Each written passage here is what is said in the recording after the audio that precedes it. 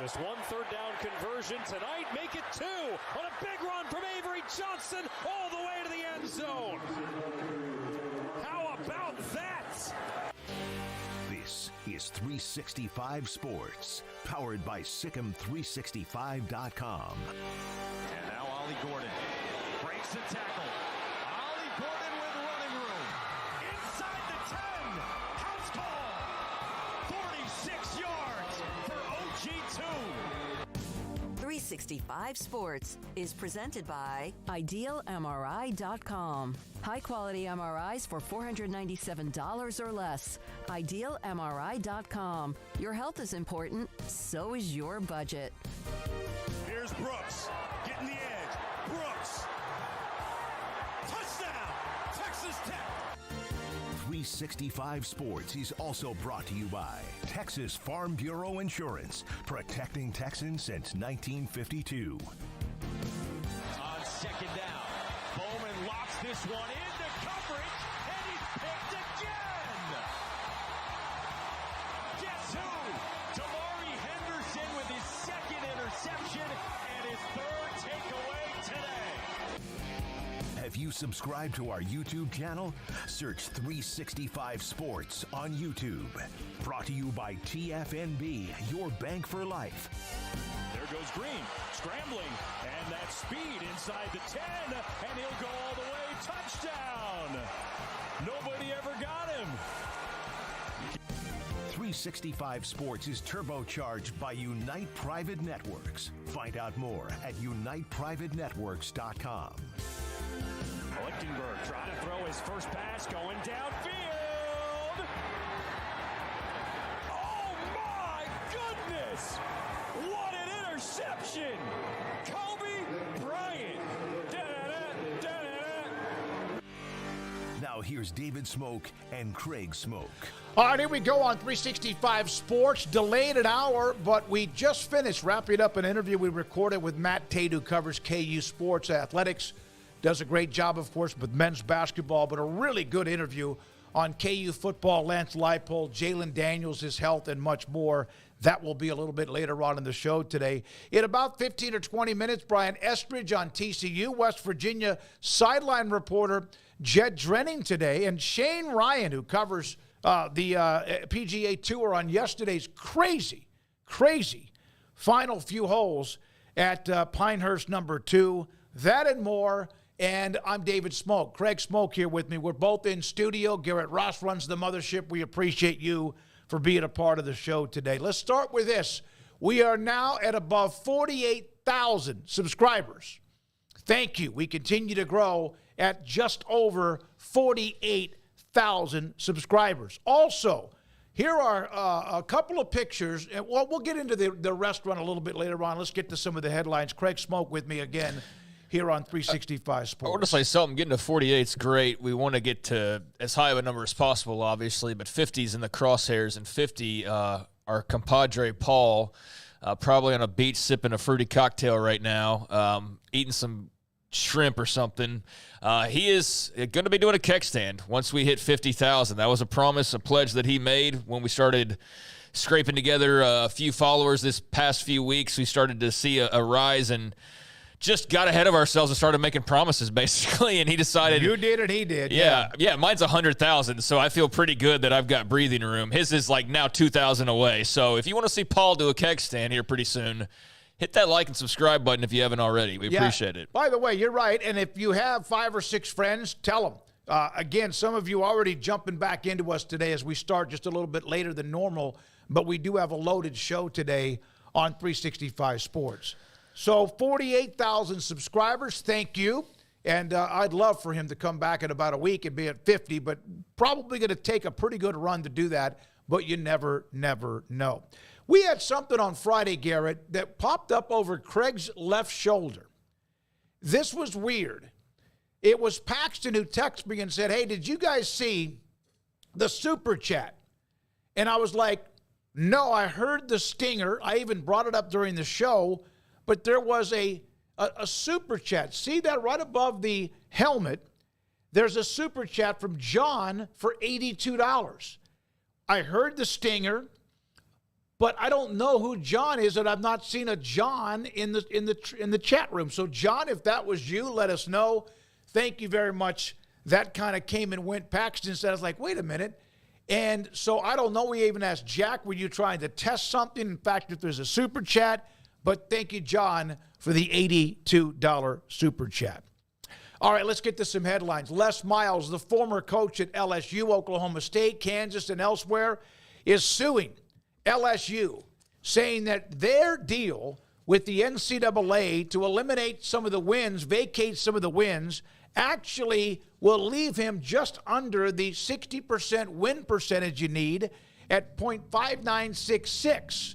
Here's one thing that Dennis Dodge said. No matter the vacated wins at LSU because of the NCAA agreement with LSU, had he won one more game at Kansas, back when it was tough to, but if he would have won one more game, instead of 3-18, he was 4-17, he would be eligible. One of the note that he put in this, Craig, and this is I thought was interesting, he's been eligible to be a part of the College Football Hall of Fame since November of last year.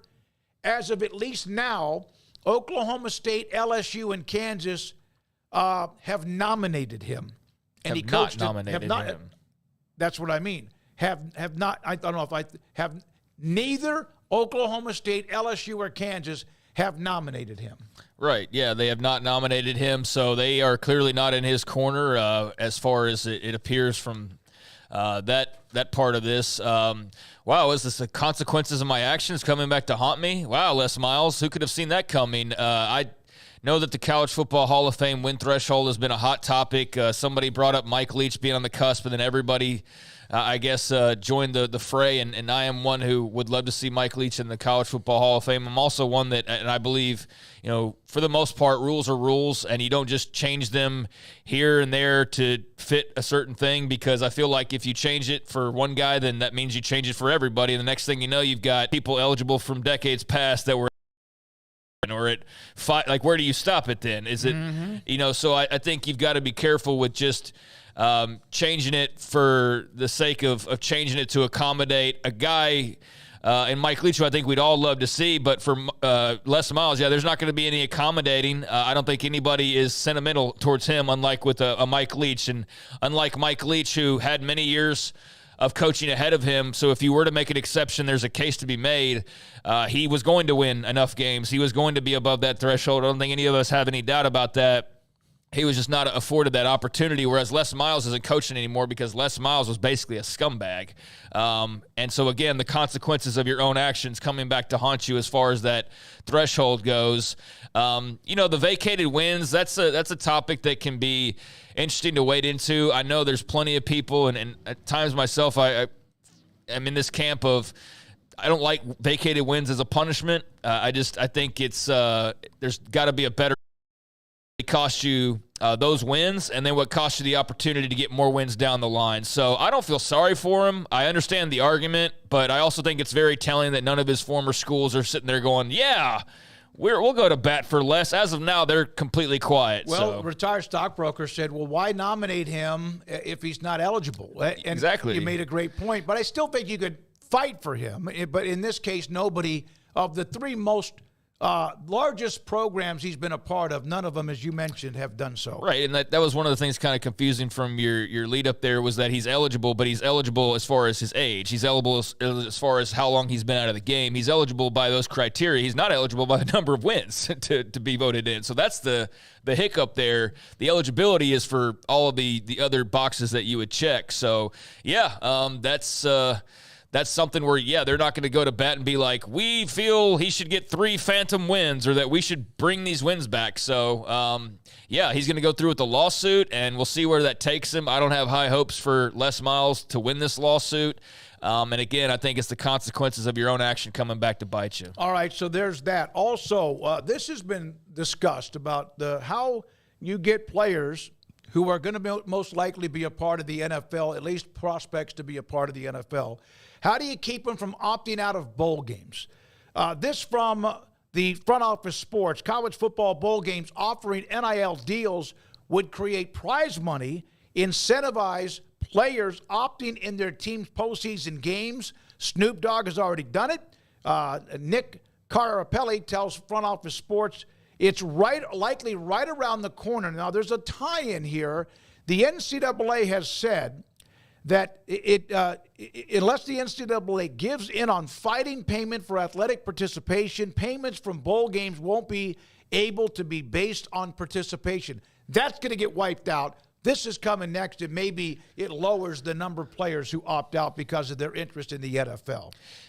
I'm so tired of hearing about money. I mean, at this point, but I understand that's what the whole world and really college sports right now revolves around. That's why we're talking about the All-State 12. That's why we're talking about expanded playoffs. We're not talking about that because a bunch of guys are like, you know what we've really been missing and what this sport has needed is, actually a real deal playoff. No, they're doing it because the money's there, and it makes sense now to finally do it because the money. So, yeah, I mean, this was inevitable that the bowl season and money was going to collide when it came to paying players because what incentive other than just pride and, wanting to put on for your school and play another college football game because Lord knows most of these guys aren't playing many games after their last bowl game. What else is going to keep guys playing in these games as we've seen, recently with various examples, but Florida State, when they got left out of the playoff, they just opened the door and everybody's like, all right, we're not playing in this game. It doesn't matter enough. Even though it was a respectable big bowl game, it's just not what it was in the 90s or even the 2000s for that matter, and certainly not prior to that. So in the NIL era, I think now you're going to have players who expect to be paid for everything and anything for the most part. I mean, not practice, but I mean, what avenue have we not heard there is now suddenly talk about paying players through? And so, yeah, bowl season is one of those because of the commitment and the extra month of practices and the interference when it comes to maybe NFL preparation and things like that, that if you want the best players to play, yeah, you're going to have to go the same route as everything else is going, and that's down the NIL route or the player pay route. So these bowl games have made money for a long time off the backs of athletes. Yeah, granted, they've given them watches and gift suites and cool things like that, iPods and all sorts of gifts and, toured them around the city and things like that. But as we've seen, this is a show me my money era. And so for these bowl sites to get all that tourism money that they won and bring people into town, they're going to have to pony up a bit more. And I think we've seen this coming from a mile away, especially with the expanded playoff and just the questions of, all right, so what does it mean now to be in such and such bowl? And like I said, for some, there'll just be the pride factor. There'll be wanting to play with your buddies for the final time. But for some guys to get the stars, I think you're going to have to pony up, so no surprise. All right, I agree. That's just a matter of being wiped off the face of the earth, of not allowing the players to be incentivized. That's going to happen, and that's pretty much how you save the bowl games, who now are not a part of the playoff of 12. I mean, they are in a way, but not all of them. Now, I received this message from CFBN_plus. This is a pretty good question. I thought we could kind of chew on this a little bit. If the Big 12 did use private equity firm, and we're hoping to have a private equity firm investor on the show tomorrow, what would the schools spend that money on to make them more competitive? Better facilities? Better coaches? Could they use it for NIL? I don't know the answer to that. We will try to kind of fit on that, but I would think the facilities arms race is still there, but it's not like it was. It's about NIL and also paying to make sure your coaches, if you get a good one, stay around your football program. It's 100% on NIL. I mean, not 100% in terms of all that money is going to go directly to NIL, but I think 100% of the main focus of that extra money is NIL related, because that's what separates you, is that money that you're not getting that the SEC or that the Big Ten are getting through their TV deal. That's the big separator, is the fact that you're going to have lower level schools who don't care as much about football or put forth as much effort in football as top programs in the Big 12 do, that are going to be by default because 100 years ago they were in the right place, right time, right situation, right alliance. They're making tens of millions of dollars more than you, and there's only so many indoors that you can build that separates you enough. So when you're talking about wins on the field, where does the difference get made? It's all talent related. It's player. Why do you build the facilities?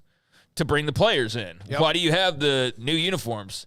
to wow the players. Like, everything's about the players, even though the players weren't necessarily receiving the benefit of that all the time. So, yeah, I think to answer your question, the majority of the focus will be on NIL-related expenses. And I can see, too, where it seeps into other avenues of just the partnership in general. If you start to put together your stadium project, well, guess who's going to be there to say, like, we'll help finance that? And then that relationship goes deeper. So I think it'll go beyond NIL, but I think the main gaps you're trying to plug, as seemingly others a couple of others are sailing off and you're kind of taking on water, is how do you plug those holes that separate you? It's with NIL dollars. So, yeah, I think that's where the main focus will lie. All right, Wet Blanket is in the chat room. He was talking about Les Miles left Oklahoma State at halftime of a bowl game for LSU, so F him.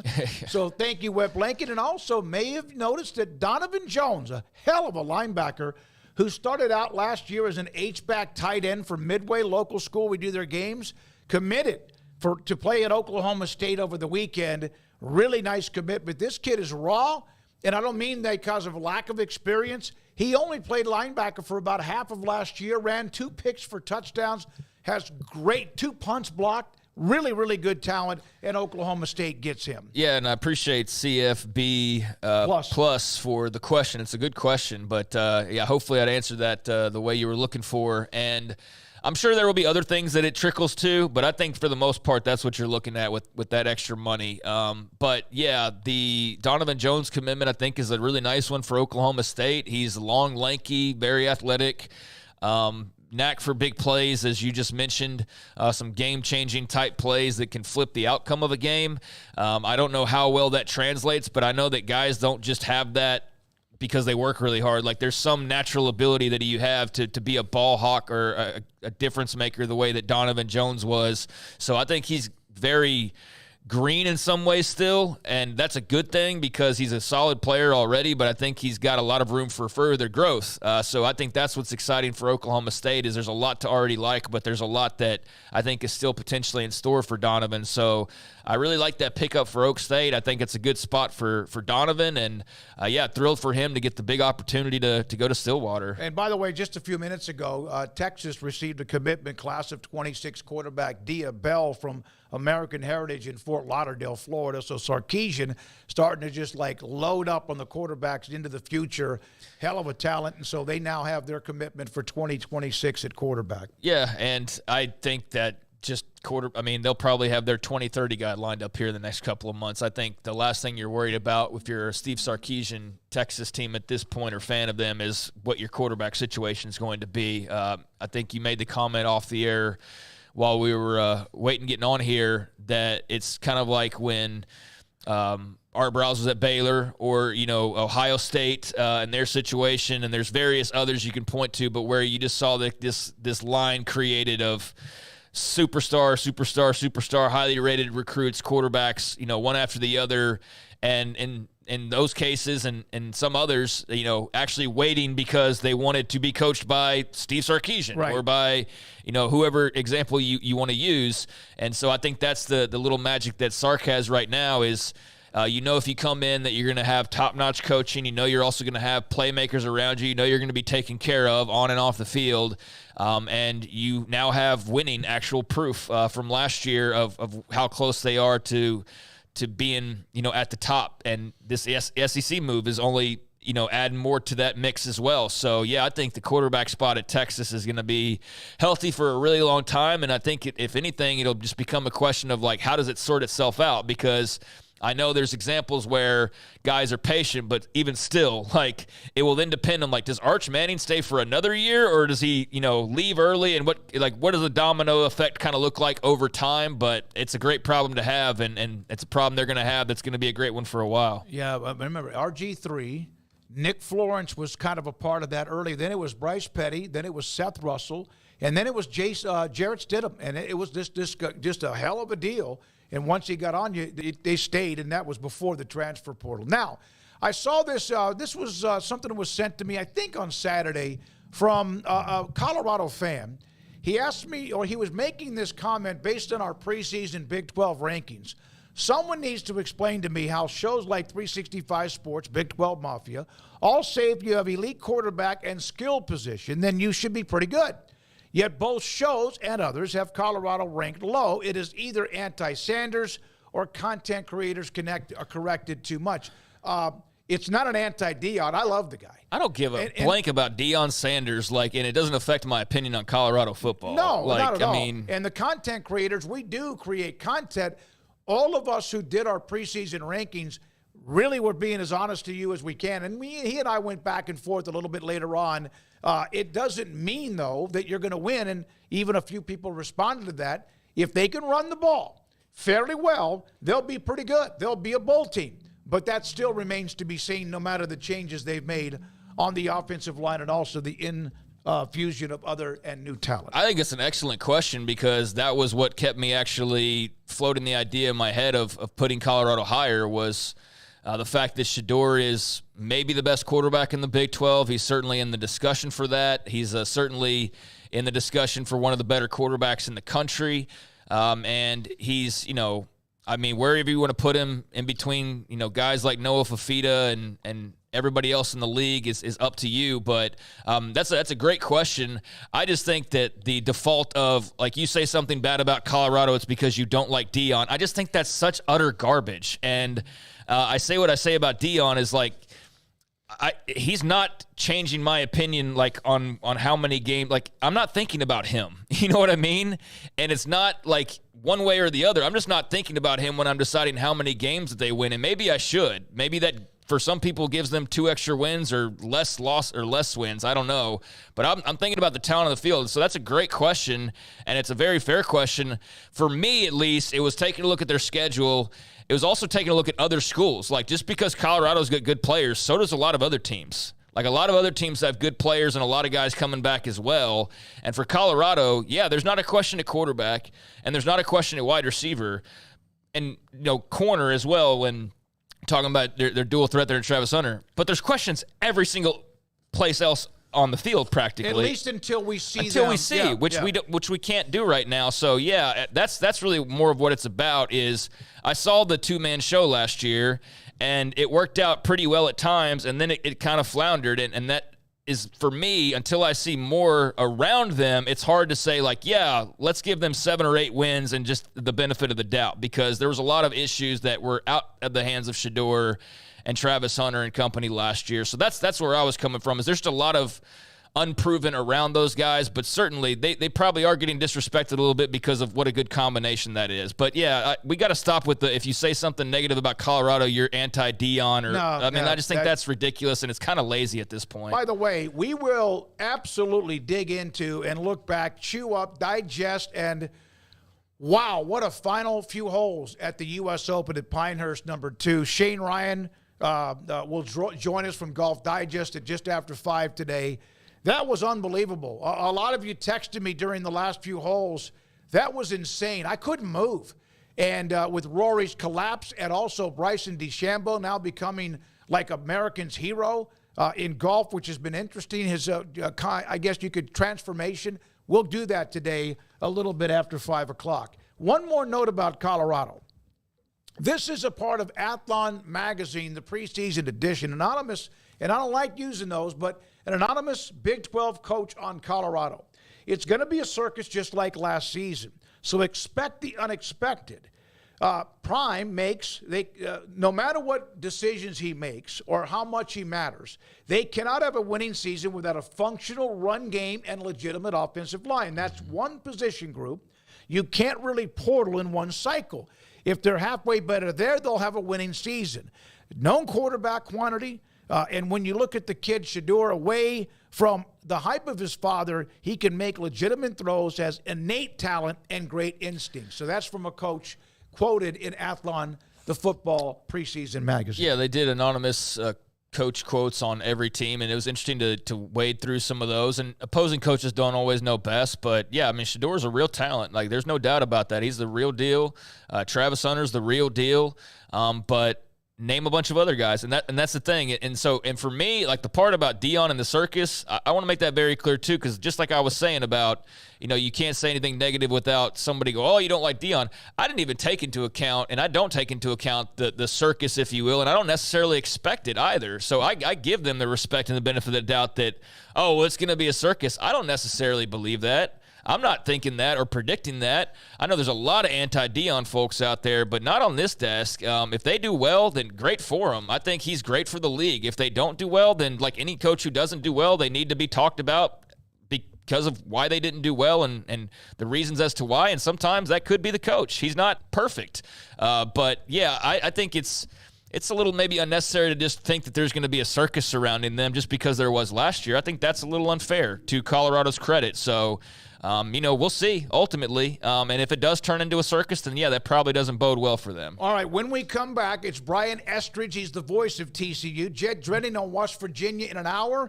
And also, I'm waiting to hear back from a young man who played college ball in Texas, who was on the Birmingham Stallions UFL championship team. We'll see if that works out today. Craig Smoke, David Smoke, Garrett Ross runs the mothership. Thank you, all of you today that it's in the chat room that helped us as we got off to a little bit later start than normal. We appreciate you. You guys are going full throttle, and here we go. This is 365 Sports. Waco Custom Marketplace, your hometown grocery store at 425 Lake Air Drive in Waco. I took out a package that I had bought last week at Waco Custom Marketplace of tiger shrimp. You know what that might be. You have pretty large shrimp, and some of them, depends on what you're making, jambalaya, gumbo, whatever. I love tiger shrimp. It's almost a size, not quite, of a lobster tail. And I'm going to get that out, put it in the refrigerator, let it defrost, and at some point, bacon wrap it, grill it, and enjoy it after I marinate it for a little bit. That's going to be sometime tomorrow because the shrimp was still frozen when I put it in the refrigerator. I'll let that defrost overnight. I got that at Waco Custom Marketplace. You can too. Full-service butcher shop with seafood, pork, poultry, and also beef. Full-service bakery as well. Coming off the Father's Day weekend, they still have live crawfish at 30-pound sacks of live crawfish at just somewhere between $3 and $4 a pound. That's not over yet, so enjoy it. But not just the live crawfish, 30-pound sacks, ordered by 6 on Wednesday, pick up on Friday, but also what you also need, crab, corn on the cob, red potatoes, what you need with the seasonings. It's Waco Custom Marketplace, 425 Lake Air Drive in Waco. Cars priced right, day and night. Average your car in Texas. Trucks built for you, red, white, and blue. Average your car in Texas. Cars that zoom with lots of room. Average your car in Texas. Count on us, a dealer to trust. Average your car in Waco, Texas. Established in 2007 and independently owned, Alliance Bank Central Texas is committed to helping families and businesses meet their financial goals. From their tellers to their board of directors, they know the importance of superior service and competitive products. Customers have confidence knowing that their financial needs are in good hands. It's your bank, Alliance Bank Central Texas, with 2 Waco locations, 4721 Bosque Boulevard and 191 Archway Drive on Highway 84, and at AllianceBankTexas.com. Member FDIC and equal housing lender. Developed by Startup Waco, a nonprofit organization, GXG is a program designed to support the entrepreneurial development of Baylor University student athletes through NIL activations. The program helps student athletes maximize their platforms and offers a comprehensive support system for them to create and grow new businesses that not only benefit themselves, but also uplift the local economy. Fans who wish to support student athletes can donate to GXG via the GXG NIL Fund, BaylorBears.com/GXG. Contributions to support NIL activations through GXG can be made at BaylorBears.com/GXG. For more information, follow at GXG_GreenXGold on social media and visit the official website www.gxg.startupwaco.com. GXG, empowering student athlete entrepreneurship and uplifting the local economy through NIL activations.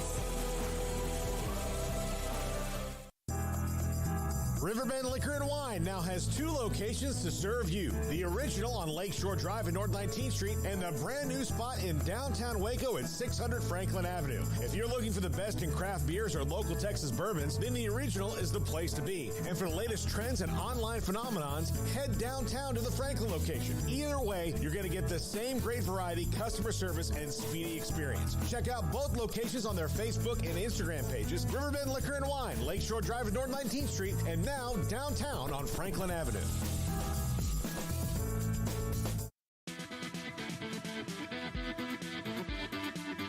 This is 365 Sports, powered by Sikkim365.com.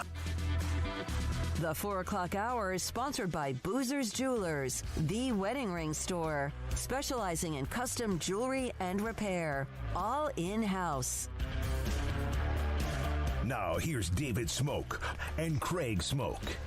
All right, we continue this 4 o'clock hour on 365 Sports. Brian Estridge, the voice of TCU Athletics, has his own thing going on covering the Frogs in Fort Worth. He joins us, David Smoke with Craig Smoke on 365 Sports. Hey, man, how you been? How's your summer? How was Father's Day? We lose him? You know what? It was all go. good. Thanks for asking. Yeah, you know what I did? You got me? Okay. Yep. It's all good. You know, I've already made our reservations in Vegas. I hope that's okay, David. I've got our reservations that we're going to go to Joe's, get some crab, hang out. You cool with that? That's good. I can't wait. Let's do that on Monday or Tuesday because we're leaving. We're going to leave right after the show's over, I think, on Wednesday. So, hey, I got a question that has nothing to do really with TCU, but we were just bringing up Colorado and Shedeur and how many teams in the Big 12, if they didn't have to deal with perhaps some of the drama or high maintenance, would take Shedeur Sanders? How many would not take him? If they could have him right now, starting the summer, working out with them to be their starter this fall. So he doesn't come with his dad. It's just him. No, it's just Shedeur and straight up his talent at quarterback. Oh, I think 12 of them would, wouldn't they? I think 12 to 14 of them, yeah. Who wouldn't take? Probably Arizona. Yeah. I mean, I don't know who wouldn't take. Yeah, they probably don't need him. Cam Rising at Utah. Would Utah? Yeah, I was. Well, if you know he's healthy. No, Utah doesn't need him. Arizona doesn't need him. Jalen Daniels, if he's healthy, Kansas doesn't need him. And there's maybe one or two more, but not many. No, he's better than most of the league. Yeah, I think you take him. I mean, but the problem is it doesn't come without strings attached. So, you know, you got a lot more there. You got a lot of drama you got to deal with. You know, if we're playing the what if. No, it was just a random question I asked Garrett during the commercial break. So TCU, what a hell of a year 2 years ago. Last year, the step back. We've asked you about it before. We've even asked Sonny Dykes about it and former players about it. So what are the expectations in 24? You know, I sat in his office today. It's the first time we had a chance to really kind of catch up after spring. And, you know, he is genuinely excited about it, guys. I mean, he thinks that the roster's better. He thinks it's made up with the kind of guys that he wants that want to be here. I think the offensive line is going to be much improved. It's got to be. Probably can't be any worse. You know, he thinks the young running backs, Cam Cook especially, is going to be, you know, a real weapon for him. The wide receiving room is full. You know, and then you're going to get defense is going to be much more aggressive with Andy Avalos and defensive coordinator from Boise State. So, you know, he was genuinely excited. And the reason I popped in his office, and you guys have probably had this discussion, is I looked him in the eye and I said, Coach, I'm going to be honest with you. I don't know how to vote on this preseason team. I mean, I don't know how anyone around the league can put together a preseason all-conference team knowing what we know or knowing the little bit that we know. It's just impossible. And then we started talking about, you know, who should be favorites in the league, who shouldn't. You know, you got to base it on what you saw last year. You know, so obviously Utah is going to be up there. Arizona is going to be up there. Iowa State returns everybody. K-State should be pretty good. But, I mean, after that, don't you just kind of throw them all in a hat and shake them up? That's what we did. Yeah, basically. That's exactly. We unveiled ours last week, and we admitted that. It was kind of somehow laid out in three different tiers. But the guys you mentioned, for the most part, were the ones that we discussed. And then after that, I don't know what, you know, good luck. Yeah, exactly. And we don't know what the roster makeup, we don't know what the roster makeup's gonna be. I mean, so I think all that sort of changes things. But he had an interesting comment though. He said we were talking about this time in college football, and I was fully expecting him to say it's really hard being a coach. It's really hard. And he said, it's kind of an exciting time. And I said, really? He said, yeah, because you think about it, the guys that you have right now on this roster really want to be here. The guys that are here know they have to work hard to stay here because, the fellas, as much as people don't talk about it, the transfer portal works both ways, And Yep. so as a coach, you never really had that at your disposal. I mean, let's face it, Billy Tubbs, when he was the basketball coach here at TCU, he would fire guys. Yeah, we know that. And they wouldn't be back next year. But, most of the coaches sort of honored the contract and honored the scholarship for 4 years. But that's not the case anymore. No, you're absolutely right. Yeah, we don't have to look at it that way. But if you're a coach who has a bad team, great. You can kind of push guys out the door a little bit, go grab whoever you want to replace those guys and remodel it. If you lose I know they lost a lot of talent last year, and for different reasons it didn't work out, but that would have been a death nail in old times to lose all the guys that they lost, basically. And instead, they had an opportunity. It didn't work out, but they had an opportunity to go get guys from Alabama and so on and feel like they could not fall off too far. And, Craig, they kind of took a different approach. You're right. They signed guys from Florida State and Alabama, these bigger programs that didn't have a lot of plays. And thought, okay, well, there's a reason why they're at Alabama, at Florida State, at wherever. They must be pretty good talents. Let's sign them. And they took a totally different approach this year. And they went after guys who had plays. They wanted to see a body of work. They went back to what Sonny has been really good at, since the transfer portal came along, since he, perfected it at SMU and what he did the first year here at TCU. And he went out and he found guys that have played a lot of plays, maybe not all of them at the SEC level. Now, there's some, including a lineman, James Brockemeyer, who I think is going to be really good. But, I mean, I think you've got guys now that are a proven commodity, as instead of just kind of rolling the dice on, hey, he was a 5-star kid coming out of high school, surely he can still play.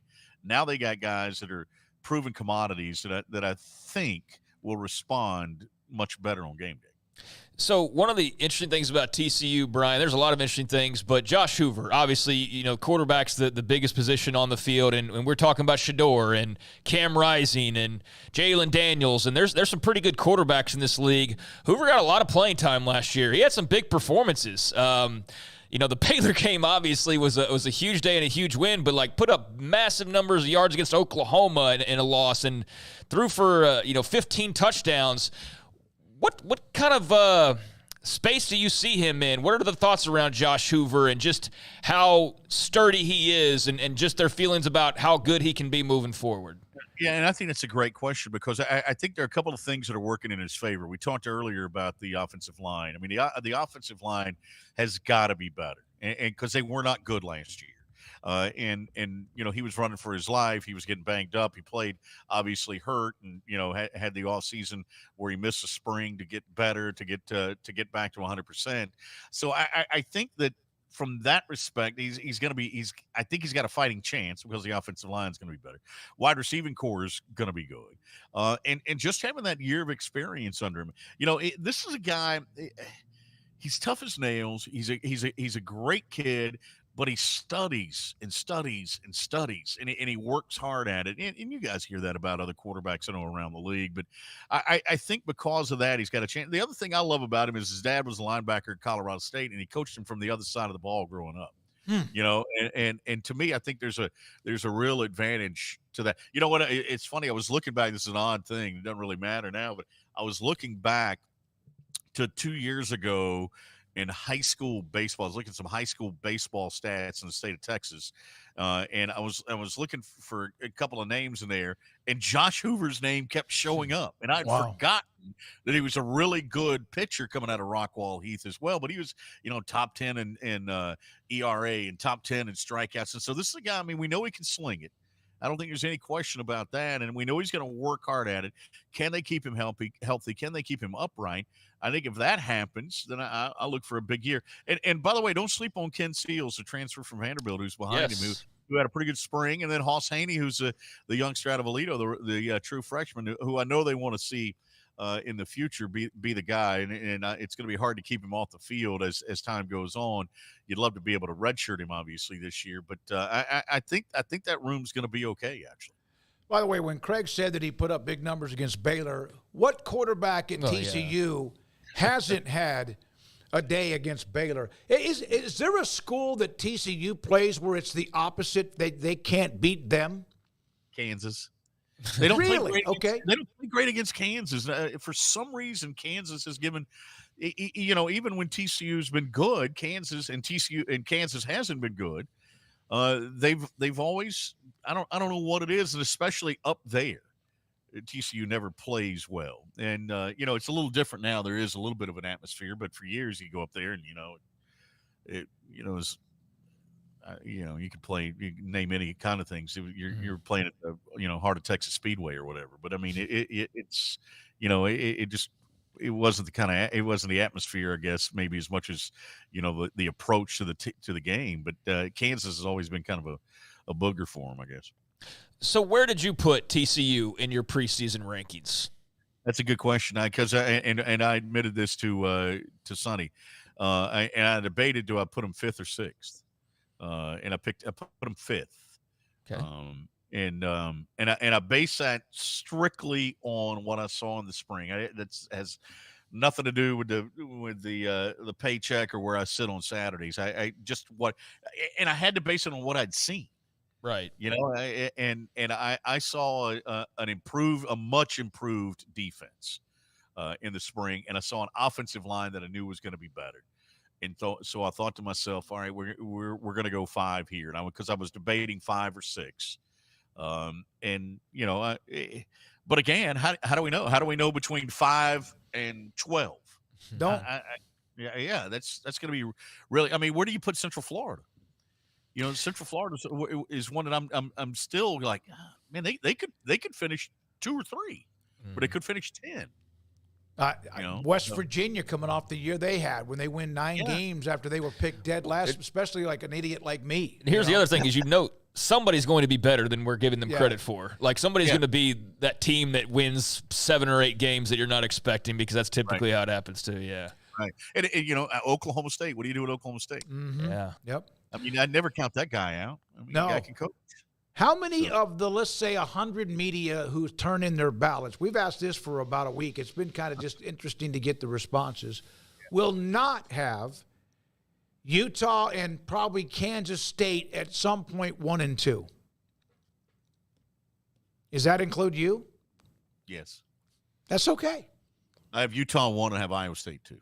Okay. Wow. Okay, good. I'm with you on Iowa State. I think they're back, correct? I mean, it literally isn't everyone back. Yeah, that's pretty much every single player. Yeah, I mean, the big difference I think for them is the OC change, but yeah, pretty much everybody's back. Yeah, and then I have Kansas State 3. Okay. Yeah, so, and that makes sense. Yeah, and teams that I have lower than other folks may for some reason, and I just can't. I've got BYU lower than probably other folks, and I got Texas Tech lower than other folks. Okay, yeah, Texas Tech's a curious one. You can make the case for them either way. They are a curious, but they won some close games last year, lost some close ones, but yeah, I got to ask you this though, Brian, just in general with the conference, it's interesting. Are we talking about the All-State 12? Yes, I was going to ask you about why isn't that banner behind you on the wall? Yeah, I know. I should have sold that. Yeah, but I mean, what do you think about the All-State 12? If that in fact is what we're watching here in the near future, and I know private equity is a much more complicated conversation. It's not as black and white as we try to talk through. But what are your thoughts on Brett Yormark? And this is why you brought him in, right? Is to make moves and make money and do outside of the box things to help make up some ground. So what do you think? And I think this was a trial balloon. I think they floated it to see how we reacted to it, to see what people thought, for one thing. I love and this is not an original thought, I love the idea that someone had that I saw on some tweet that what they should do instead of selling it to Allstate is sell it to Southwest Airlines and then just refer to it as the Southwest Conference. Yeah. There you go. Yeah. Let's bring the logo back and everything. Let's just call it the Southwest Conference again. Golly. I don't have a problem with it. That doesn't hang me up as much as PE does. When you get into private equity, and I know we're gonna have some PE guys that are listening that are gonna email me. But when I hear private equity, you know what I hear? Firings and closings and sales. Yeah. And so I worry that if PE comes in, they're gonna look up and they're gonna Cincinnati, West Virginia, Central Florida, Houston. Who name one? Oklahoma State. You guys aren't bringing anything to the table. You're gone. And I just don't think that that's how you operate. And that just scares me. And those guys want ROI, man. They want return on investment, and they don't like holding anything longer than 5 years. So you're gonna have to turn that. You're gonna have to flip that $1 billion around in 5 years. I just don't know if there's enough there. Yeah, we don't have the details of exactly. Like if that was available, they wouldn't need a private equity. If that was truly available, they wouldn't need private equity to help raise that money. Right. You're probably right. Yeah. I mean, if that was the case, if there was anything close to that, they wouldn't need to go that direction. Yeah. And it's also a case of, because you're right, we don't have the detail. Is it true private equity where you're dealing with a company that, that does this, or is this just simply investors? It's a big difference, because if you've got investors and you can get emotion involved, and emotion can be a good thing when it comes to college football. PE has no emotion.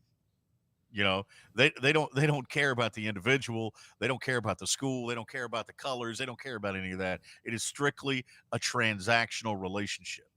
The color they care about is green. Exactly. Yeah. I think transactional relationships in college sports are where we get in trouble.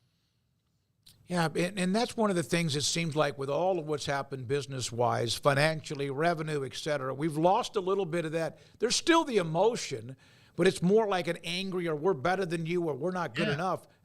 That's the part about the innocence which is lost in college football, is that true passion and emotion of loving the damn game. Yeah, and the atmosphere. Yeah, and there was an attitude among a collegiality among leagues and among schools that was there. You think about the Big 12 for years. The Big 12 and partnered up with the Mountain West on certain things, and or kind of brought them along. They were part of the football officials group and things like that. There's always been these relationships that have been out there. They're gone.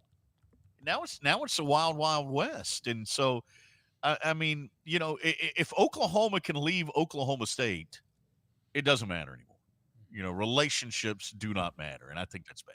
Yeah, no, and we're seeing that more and more. And whatever it is down the stretch, anything else for Brian? No, Craig? I think I've covered a lot. Look forward to it. What do you have planned? I know you are buckled in all the time because of all your stuff you do for the school, but you have other things you're doing as well. What do you have? Anything in particular? Trip you're taking? Anything?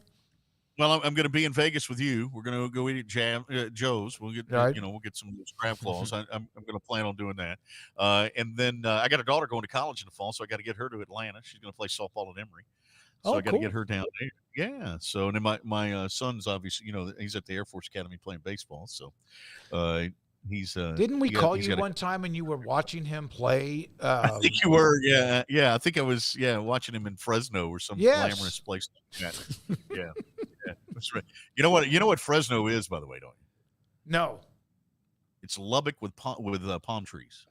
That's what Fresno is. It's a good tagline for the tourist bureau. Lubbock with palm trees. If Lubbock had palm trees, it'd be thought of differently. And I know we have a lot of Texas Tech fans that are great viewers, by the way, Brian. Thank you. And I love Tech and I love Lubbock, but when I was sitting in Fresno watching baseball, I'm going, this is Lubbock with palm trees. My God. Thank you very much. That's an ender, as Chan Gailey used to say. That's an ender. Yeah. Thank you, buddy. Appreciate it. The voice of TCU athletics. Thank you to Brian Estridge for joining the show. And Paxton, no, I've mentioned Rory, but we'll get to that full throttle today at 5 o'clock.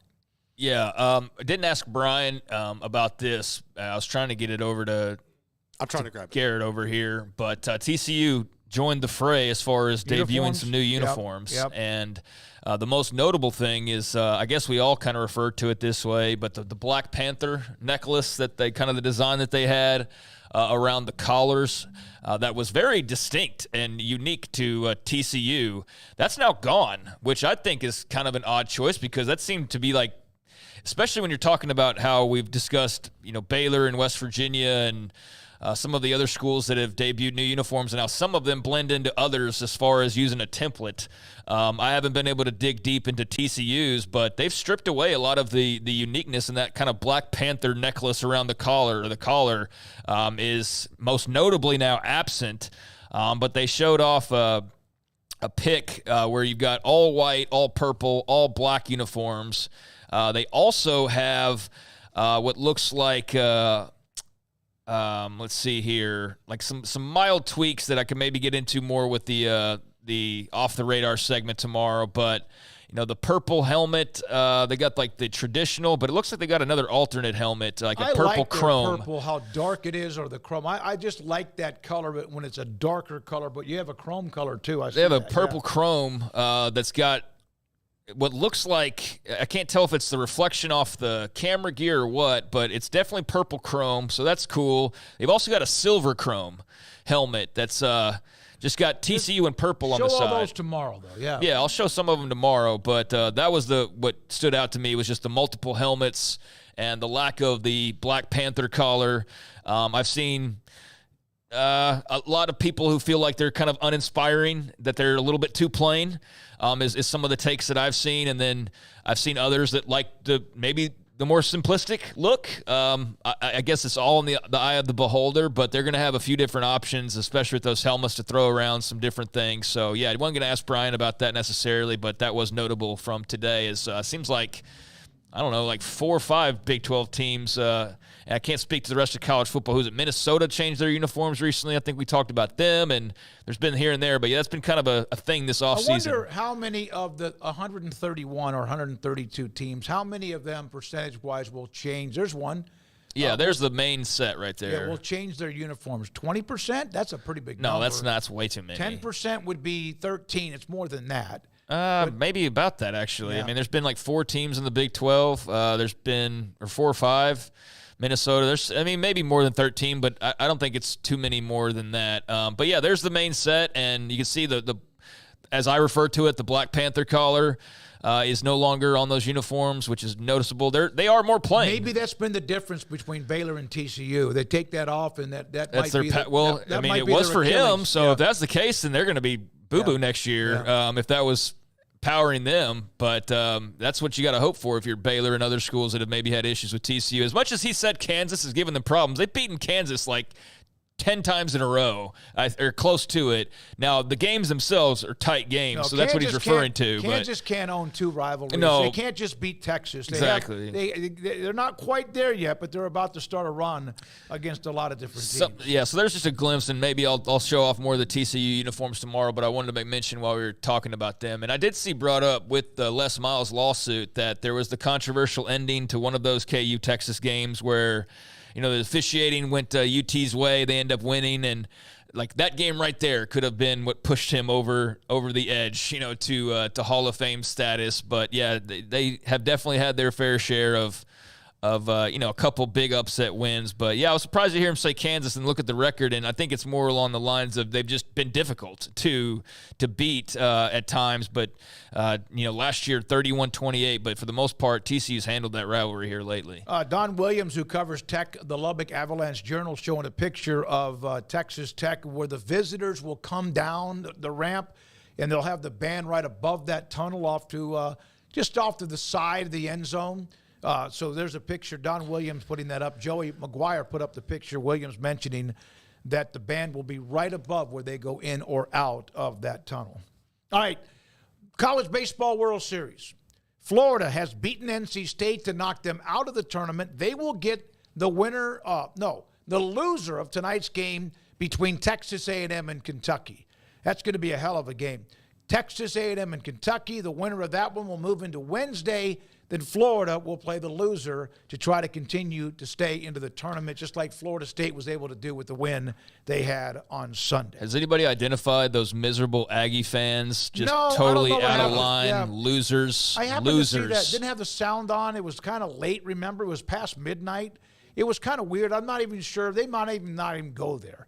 They might go to Blinn. I think Well, I it was saw a note about father-son Blinn. looking duo, Yeah. and they both equally had those anger genes in them that you could see are deep-seated because they were mouthing off with a lot of authority at the Florida dugout and, allegedly saying some pretty out-of-pocket things about the Florida coach and some of his backstory, which I don't know all the details of that. I know it's messy, but just very out of line. Don't blame. I'm not going to say every A&M fan's like this, but man, I hope there's some karma for those two because that was so out of pocket, so out of line. I've already seen some trying to defend them, and I just think that's ridiculous. And it potentially cost Florida. I mean, it was a distraction, and there was a close call that maybe otherwise that you try to call out, but you're distracted by a moronic punk kid and his hothead red-faced father. I'll just stop before I go too far, but yeah, that was just scum of the earth type stuff in Omaha. No question. I don't even know their names. Usually that would be up on social media by now. I'm sure that they're not going to be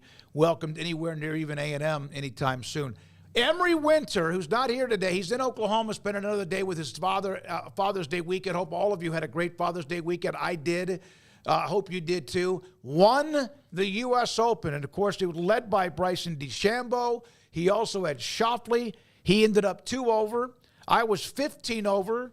Rob was 28 over. Paul missed the cut. Had a pretty good team with McIlroy and Finau, but missed the cut with Hovland missing out on the weekend. Speaking of the U.S. Open, when we come back, can you show the Forge 1912, the pictures from the Forge 1912. Brian Estridge, one of our owners, has opened up Isn't his name Etheridge? We had Etheridge, one of our owners, opened up a brand new steakhouse in Salina, Texas. Drove up there on Saturday evening. You saw the ribeye. This is mac and cheese. And then this is called Texas popcorn, which is a steak kind of in a chicken fried steak with I love the sauce. Jennifer Craig didn't like it because she said it had ranch in it. Yeah, she doesn't like ranch now. I guess I'll. Mayonnaise. Mayonnaise that led. Yeah, I'm sorry, but that's the chicken fried steak. It's got a Wagyu and prime filet bites fried in smoked beef tallow. That's what that was, and there's the menu. We appreciate Brian. We had a great time up there on Saturday night. So if you haven't been there, if you're in the Dallas-Fort Worth area, it is a place you need to go. Up in Salina, Texas, which I didn't realize. I've covered Salina. I've covered Argyle. I've covered Prosper. I've never been there. Did not realize it was on basically the Oklahoma border, even though I've covered them in many, many games over the years. And Frisco still blows me away of how big that city has exploded. We saw it back when we did the Combine, right? The Big 12 Combine earlier in the year. All right, when we come back, yesterday's U.S. Open, the drama. My goodness. Did you watch any of it? I mean, I saw some of it in pass. I saw Rory choke. That's what he did. And Bryson DeChambeau, who seems a lot more likable now.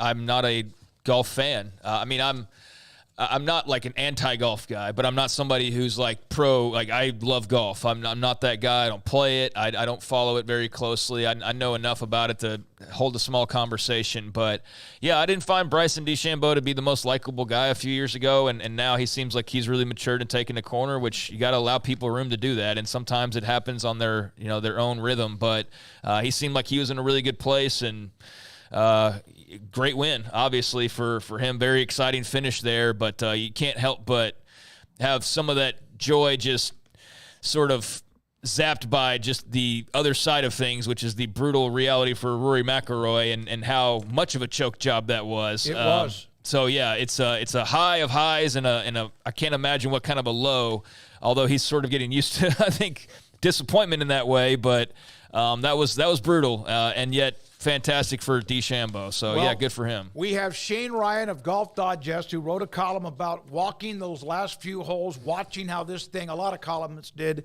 how it unfolded. He'll join us next. This is 365 Sports. The new 2025 Ram 1500. I drove it today. I went by Alan Samuels to get my car that I drive. The front and back brakes were starting to squeal. So I'm getting that fixed. I'll go by and pick it up after the show tonight. And they gave me this beautiful new 2025 Ram 1500, the strongest and most technologically advanced Ram 1500 ever. The future is now. Built to deliver upon the legacy of Ram trucks that came before it, the 2025 Ram 1500, roaring with a redesigned exterior, luxurious interior, bold new powertrain under the hood, and technology at nearly every turn. In fact, power of two new available 3.0-liter Hurricane engines. The 2025 Ram 1500 is the most luxurious Ram 1500 ever.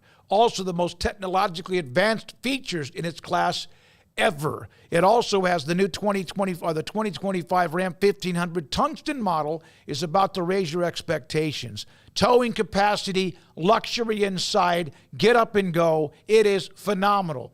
Went by there today. DJ set me up to borrow that, to run it around with today. It is so comfortable. You don't realize you're driving a truck. You feel like you're driving a luxurious SUV, and that's what it is. Alan Samuels, Dodge, Chrysler, Jeep, Ram, Fiat, Loop 340 and East of 84 in Waco. Shane Ryan is next.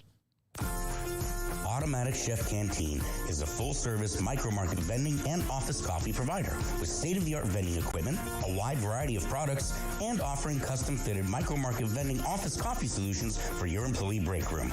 You want a full break room solution and a workplace oasis? Well, Automatic Chef Canteen, locally owned and operated for over 50 years in Central Texas, also includes in-house mechanics on call 24/7 for fast, reliable service and maintenance. Automatic Chef Canteen, 6900 Imperial Drive in Waco, or online at automaticchefcanteen.com. Our good friend Brad Boozer, Boozer's Jewelers here at 365 Sports. Now, Brad, people who watch and listen to our show know I'm a double-time customer for you, engagement ring and wedding band, and you guys do that great, but that's not all you do at Boozer's Jewelers. Absolutely, and I always like to say, it's a new year. It's a great way to start the year out. Go through your old jewelry. Go through your wife's jewelry box. Go through anything you're maybe not wearing, something that's broken, something that you're not using. We do a massive amount of custom work. We can take your old jewelry, old diamonds, old watches, and we can convert it into something special for you and make a one-of-a-kind piece of jewelry. And if that's not something you're interested in, a great thing is we can turn that into cash. So we buy gold, we buy diamonds, we'll buy Rolex watches, any kind of heirloom jewelry, anything that's maybe passed down to you. Boozer's Jewelers, where do they find you, Brad? We're at 1025 North Valley Mills Drive, right on the corner of Lake Air Drive and Valley Mills with the big clock on the corner. This is 365 Sports. The Sikkim 365 app is brought to you by Alan Samuels Dodge, Chrysler, Jeep, Ram, Fiat. Come by, let's be friends. So, the finish yesterday at the U.S. Open had as much drama as you could ever imagine. You had Bryson DeChambeau, who for a while there, everyone thought he was like Mr. Evil, and left for LIV and all that stuff, a reincarnation of who he is, his personality, and Rory McIlroy, who basically tried to carry the PGA Tour on his back, and maybe some of that pressure caught up with him at the end. Shane Ryan wrote a fantastic column last night, U.S. Open 24, Rory McIlroy, and the newest shade of heartbreak. Shane, he obviously was devastated. There's even comments about whether or not he should have stayed around. Should he have hugged Bryson DeChambeau, shook his hand, done media, whatever else? Has anyone heard from him today? Do you know? Yeah, I just read a statement he put out that basically, said what you'd expected to say. Congratulations to Bryson. This is very painful for me, but I remain convinced that I'm really close to winning a major. And a little bit more, but that's the gist of it. So he did break his silence at some point. I don't think it was too long ago. So let me ask you this. You've seen a lot of golf. You've seen collapses. I thought of John Van de Velde, Scott Hoke. Phil Mickelson, of course, has had some late round disasters. Where does this one, in your opinion, rank? In terms of the collapse, it it's so tough to analyze it because he played a really great round until the 15th hole. He started off the day behind Bryson. He actually ended with a better score than Bryson. He was making putts, which was something he couldn't do when he lost at LA Country Club, when he lost at the old course at St. Andrews. So you have this great stretch, and then you have the last 4 holes, which were a nightmare, and included 2 really, really short misses, including one on 16 that I still can't quite wrap my mind around. So, it's a bad late collapse, but then you put it in the context of how long we've been waiting for Rory to win his next major, how it's a huge storyline every single time he gets in contention, how he's kind of found various ways to lose it. But, those ways are all like, well, he was in contention, then he had a bad Saturday, or he made a late run on Sunday, but it was too late. It's never quite like this. This was the most pronounced and most devastating, I'm sure, where basically it seemed like if he didn't have it locked up, it was close to locked up around the 14th hole. He had a 2-shot lead. DeChambeau was all over the place. Really, he should have won it, right? If he had just played even par or even +1, he would have won. So when you factor all that in, this is about as painful as it gets, I think, at least in my memory. Do you feel like he can come back from this? He's got the swing. We know he still hits the ball, driver better than anybody. He had a couple of things go. There was a couple of bad luck. A lot of guys did because of the native grass, et cetera. Do you feel like he comes back from this, or does he go back into a shell even further?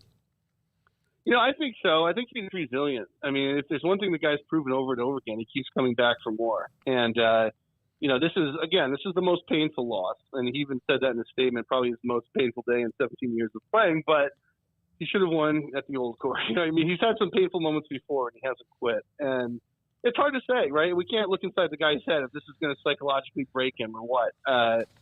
I suspect he'll be back, and I suspect he will, if not win a major, I think he's going to be competitive again. Maybe as soon as maybe as soon as a month from now. So I don't think it breaks him, but I don't know. You don't know. Some things may be too much of a load to carry, and you never kind of know when that's the case for somebody else. So how long did you were taking notes along the way like anyone would? It's covering the event. Sometimes it might be more scores if you're dictating the game. But you did an incredible job. And I mean this, kind of like in a diary form of what was going on. And how long after the tournament ended did you get a chance to finish your story and post it? So, yeah, that's a good question. I think So I followed him down, into the champion scoring, into the locker room. He left pretty quickly, so that all happened within, call it 10 minutes or something like that. At that point, it probably took me an hour and a half, 2 hours to write the story, and then then you send it in and have a few edits or whatever, and then it goes up. So it was a really quick turnaround. But what I would say is like the emotion of that moment is so strong for everybody. Strongest for Rory, of course, but you can't help but feel it if you're a fan or a writer. So it was I was just sort of lucky that a structure kind of occurred to me as I was writing. But other than that, it was an easy write because it was all like fresh in mind, and you're kind of feeling inspired is the wrong word, but you're definitely feeling kind of carried along by the pain of what you just witnessed. I want to get into the yellow flower lantana because I love that. I love that plant or flower, whatever it might be, in that analogy that you started out your story with. But let's also, a lot of it, of course, has been focused on Rory, the collapse. He disappeared. He left. He screeched his tires or not, whatever. And it's good that he put out a statement. Those who don't like him are going to say it's too late, and those who like him are going to say, yeah, you probably still stood a stayed, but thanks for the statement. Bryson DeChambeau, a year or two or three ago, was thought of as a villain. Part of the LIV, of course, departure. Got all muscled up, and some people just thought he was Popeye. He was good. What has changed in him, Shane, is this seems to have been like, I don't know how much, maybe George Foreman as a boxer went from the evil guy to the lovable George Foreman. His transformation, how long has this been in the process? Yeah, it's so interesting. So it must have been 2021. Yeah, I think 2021, he was in the final round at Memphis with Harris English, and he had a chance to win and he didn't. But that was right around the time when Brooks Koepka kind of sicked all his, frat boys on him. Everybody's yelling, calling him Brooksy. Everybody's kind of mocking him. And I remember walking with him that day in Memphis, and it was the most brutal golf crowd I've ever seen outside of a Ryder Cup. And of course, a Ryder Cup, you're partisan, so that's a little bit different. This was supposed to be a neutral venue, and from hole to hole, he was getting mocked ruthlessly. and it really affected him. You could see he was miserable by the end of the round. And so the only little bone to pick I would have with your characterization, I didn't quite think of him as a villain. I thought of him as sort of, people considered him annoying. People considered him obnoxious. They didn't like him. He was unliked, but he wasn't like, the bad guy. It was more just like, we despise this guy kind of thing. And so anyway, you're right. Then he's one of the first guys to go to LIV. Then I think he had a lot go wrong. His dad passed, and I think he had some, he had his mental battles. He was talking about that yesterday. And I think whether or not he had some perspective or just a lot of really good coaching, that kind of rebrand started there. He started making his own content on YouTube, gave him the ability to speak to people directly and kind of establish a fan base. I think he interacted with people more. I think he figured some things out about how to deal with other human beings, basically. And the time away at LIV, which essentially is like being invisible in the golf world, right? Because they haven't gotten a huge fan base or anything like that. So all of a sudden you're absent for most of the time. People aren't seeing you week to week. They have time to forget what they didn't like about you. And when they do see you, it's at majors and you're playing great, right? So we saw at the PGA, he comes close to winning. Everybody's kind of cheering for him. His game has always been incredibly exciting. So he's got this energy behind him now. People are starting to like him, and he seems like a different guy. And now he goes in and he wins the U.S. Open, and you get just about everything right, not only on the course, but from a PR perspective. And he had that great moment with Johnson Wagner last night. So, yeah, it's a complete turnaround. Been, I would say, 2 to 3 years in the making. And, again, whether he's a changed man, we don't know. But he certainly figured some things out in terms of how to deal with people and to sort of present himself when you're mega famous like that. When did you know Rory might be starting to feel the collar? I hate to use the word choke, but I've seen that, or he gagged or whatever. I can't make a 2-foot putt with no money on the line. And there have been times, but that's not my job. I feel comfortable starting a show and being a part of a show. But was there a sign? Because Bryson missed a short putt too. And so, I mean, it's a chance to lock this thing up. Was there any sign, in your opinion, this was about to happen? Yeah, it's like if it's like all I have to do is close my show for 30 seconds and you somehow committed an SEC violation, right? That would be the equivalent. That would be the equivalent of missing a 2-foot putt. No, I think, it's funny because he goes on this hot stretch of 9 to 13. I followed him for the first 7 holes. He did well. He had a couple bad breaks. Came into the media center, had some lunch. While I was gone, he made a ton of birdies. I caught up with him again on 14. And, as I tell us, I realized I was with him for all the bad stuff. Maybe it was my fault. He lost. But, no, I got back on 14. He pulled that drive to the left, but he made par. It's just always hard to say, isn't it? Because it's a hard course. So you can't just say, oh, wow, he had to scramble for par. That's not choking. Pinehurst is really tough. The shot on 15, the par 3, was quite bad. That you can kind of see, okay, now he's having trouble. But then he comes on 16 and he hits 2 great shots. He gets a really good putt. And he's 2 feet away for par, and that's not a choke. And then he choke, right? Then it becomes that miss that is just you scratch your head, and then you start thinking, oh well, he's doomed now. But then what happens? 17, he hits a bad shot off the tee, and you start to think more and more he's doomed. But he makes a terrific up and down. Then he gets to 18, pulls his drive. Okay, now he's choking, but he hits it out, and then he makes a great chip to give himself a chance for par under pressure. Those are not easy shots. But then he misses another putt. So you see what I mean? It goes back and forth where you kind of try to analyze: did he choke? Did he not? It really comes down to those 2 putts. And if he had made those, we'd be saying, boy, he scrambled and played pretty well under pressure. And then by the same token, DeChambeau is all over the place too. It's not like he's lighting it up. He can't put a drive in play. It really was kind of a war of attrition at the end when you get that kind of pressure on. But I did think after he missed the putt on 16, it becomes incredibly difficult to win that golf tournament and to basically put that out of mind, because what an awful blunder, really. It's a what-if game, and we do this in sports. We do this with anything. If McIlroy makes the putt from, 2-3 feet for par, he hit that way too hard and also pretty quick, and you could almost see him panic after he hit it. If he makes that, does he win by 3? Yeah, it's really possible. I mean, right? Because then you think maybe he's a little more calm for the next tee shot. There's so much that, I think Michael Kay, the Yankees announcer, calls this the fallacy of the predetermined outcome, where we try to kind of predict based on things that didn't happen. But I'll give you another one. What if just on 18 he makes the par putt? Yeah. Right? And then you say, well, then DeChambeau makes par and they go to a playoff. Well, does he? Right? Because there's a whole lot more pressure on DeChambeau when you have to make par. Because don't forget, if DeChambeau had blown that putt, he still gets to be in a playoff. So there's a certain amount of comfort when you're hitting that bunker shot saying, well, I'd love to go up and down and win, but I don't have to, but I can, really feel confident. But if you have to go up and down, maybe he doesn't do it. You could go on and on with this stuff, but yeah, I think if he makes that putt, he is certainly in control, only up a shot, but really, really in control and potentially cruising in for a win. Try to explain, and anyone, we have guys in the chat that play golf, and some play at a very high level, some play on beautiful golf courses, but this has always been the case. Even I remember when I first started, I'm a 6 handicap, and I'm okay, but not the level of anything that anyone would want. The hardest shot in golf is what? That's a good question. Is it the 55 or 60-yard sand bunker that you have to carry onto the green? Yeah, that's got to be up there. I mean, really. I'm a worse golfer than you, and I have a lot of trouble from the sand. So I would say so. Yeah, the short chip under pressure. There's a lot. You go to a lot. Yeah. But point being, I don't think there's an easy shot in golf when you're really feeling under the gun. Whether you're a 15 handicap or you're playing for the U.S. Open, everybody feels pressure, at some level. They're all tough, but certainly that shot Bryson did was unbelievable. All right, so let's go back to what you saw. Explain to everybody the story about the yellow flower that you saw. I think it was what? You were at the 16th green, Lantana Camara, the species of Verbenna. What's the story behind that?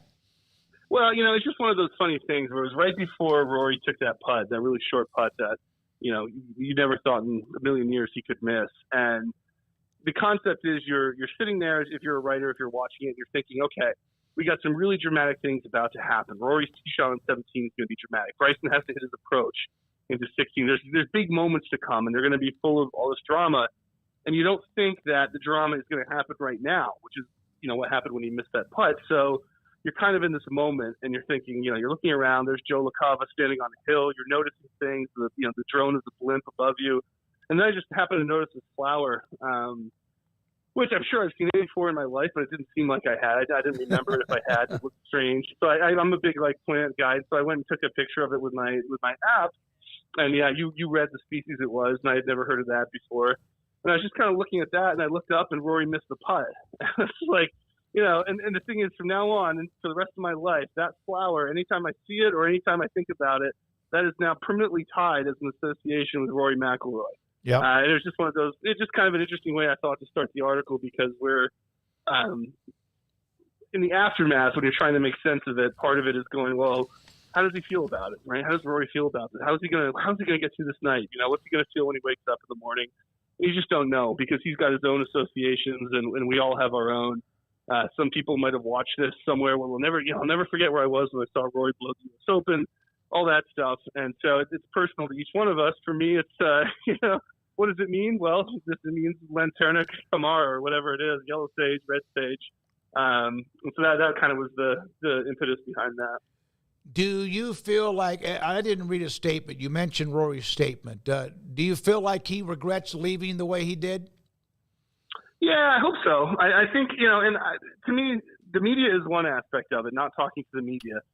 I can give him a pass on that because of the intensity of the pain, while also saying, well, Greg Norman had intense pain too. John Vandervelde had intense pain. Scott Hoke did. They all talked to the media, right? So you think you would wish in that moment he would kind of rise above a little bit, but at the same time, it's easy to say that when you're not the one experiencing this agony. The one thing I do feel more confident in saying, or more, more intent that he did the wrong thing in this case was I think you have to take a moment to congratulate Bryson, even if it's just the briefest of handshakes. It's just one of those deals, one of those rituals that I think is so important in sports and shows a lot of integrity and strength to be able to do that even when you're suffering, to go congratulate the winner, even if you don't like the winner, even if it's really hard in that moment.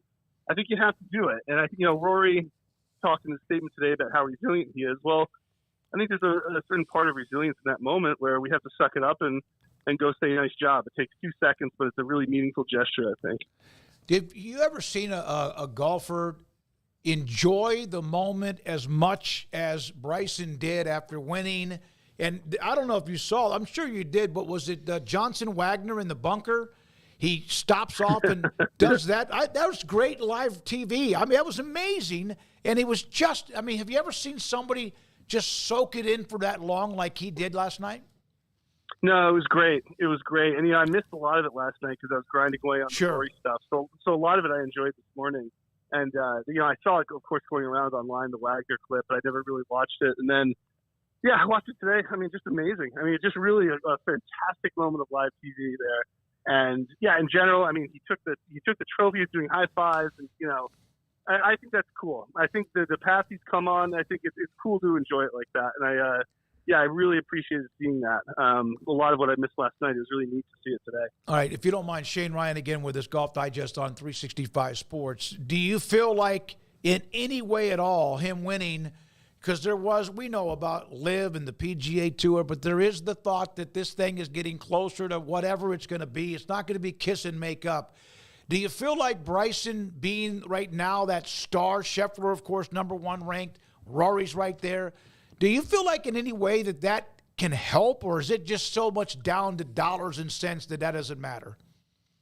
I just don't think it matters. I think there's they said the same thing about Brooks last year. And you could argue, sure, like Bryson's a bigger star than Brooks, or he's kind of got more of an appeal right now than Brooks maybe had. But I think it's so business oriented. And the other thing is that I think last year proved that, having a LIV player win a major isn't really going to do much for LIV, right? In terms of people watching. And so it's not like a leverage. It's not a leverage point. It's not really any kind of negotiating piece or anything like that. So I don't think there's much you can do. It's just I guess maybe the overall psychology of it, maybe in some subtle way, it pushes people to think, God, we need to get these guys back together. But the other funny thing is just like, you talk with normal people, they're just fine watching the majors, right? They're not really concerned with what's happening. Yeah, we'll watch them in the U.S. Open, we'll watch them at the British Open, then we'll watch football, right? For 6 months. It's okay.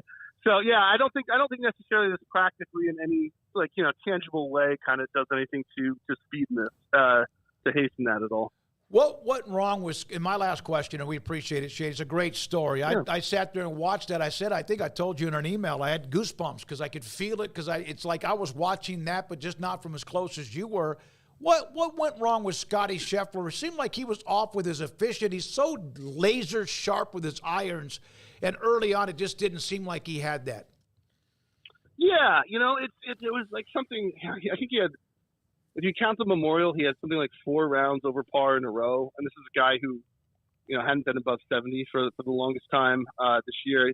Just off a little bit. I think it's very forgivable, I think. The guy has just been unbelievable all year. But yeah, something about it. And it was a little puzzling just because it felt like when you have a degree of difficulty like Pinehurst number 2, this is going to play right into his hands, because he's not only really pinpoint with all his irons and a great accurate driver and all that, but has a great caddy and a very good tactical mind in terms of how to attack the course. So you felt like this, it's just shaping up to be a great major for Scheffler. But yeah, it just wasn't sharp. And I think what you can look at too is he has really improved his putting to the point that in most weeks, if he just has an average putting week, right, if he's just in the middle of the pack in the field, he's going to have a chance to win the tournament. However, Pinehurst is a different beast when it comes to putting, and I think probably that worked against him a little bit too. Can you try? I'm bad about this. How do you describe the greens? I know I've been to Augusta. I've been fortunate. It looks like elephants have been buried in some of the fronts of the greens or whatever. Is it literally like trying to hit a golf ball on the front of a hood of a car at Pinehurst? Yeah, that's the kind of colloquial way to put it. What do they call them? Like the turtleback greens that you design. They're tough. And it's deceptive because these are big greens in a lot of cases. But one term that came about this week that I thought was a really helpful way to look at it is they talked about effective landing area in terms of where you can actually land it and the ball will stay on the green, right? Because you can land it on the green, but a lot of times that's going to just roll off. And when you talk about effective landing area, you're talking about, in some cases, half of the actual green. And so they end up being effectively, again, to use that word, they end up being effectively really small greens. So, yeah, and the fact that they have these sort of turtleback shapes makes it just really, really tough. Man, great stuff. Appreciate your time. Thank you very much. It's Shane Ryan on Twitter at Shane Ryan here, HERE. It's just fantastic, the articles that he's written and the coverage of golf. We appreciate your time. You got a book out, right? Is that the Cup They Couldn't Lose? Is that your book?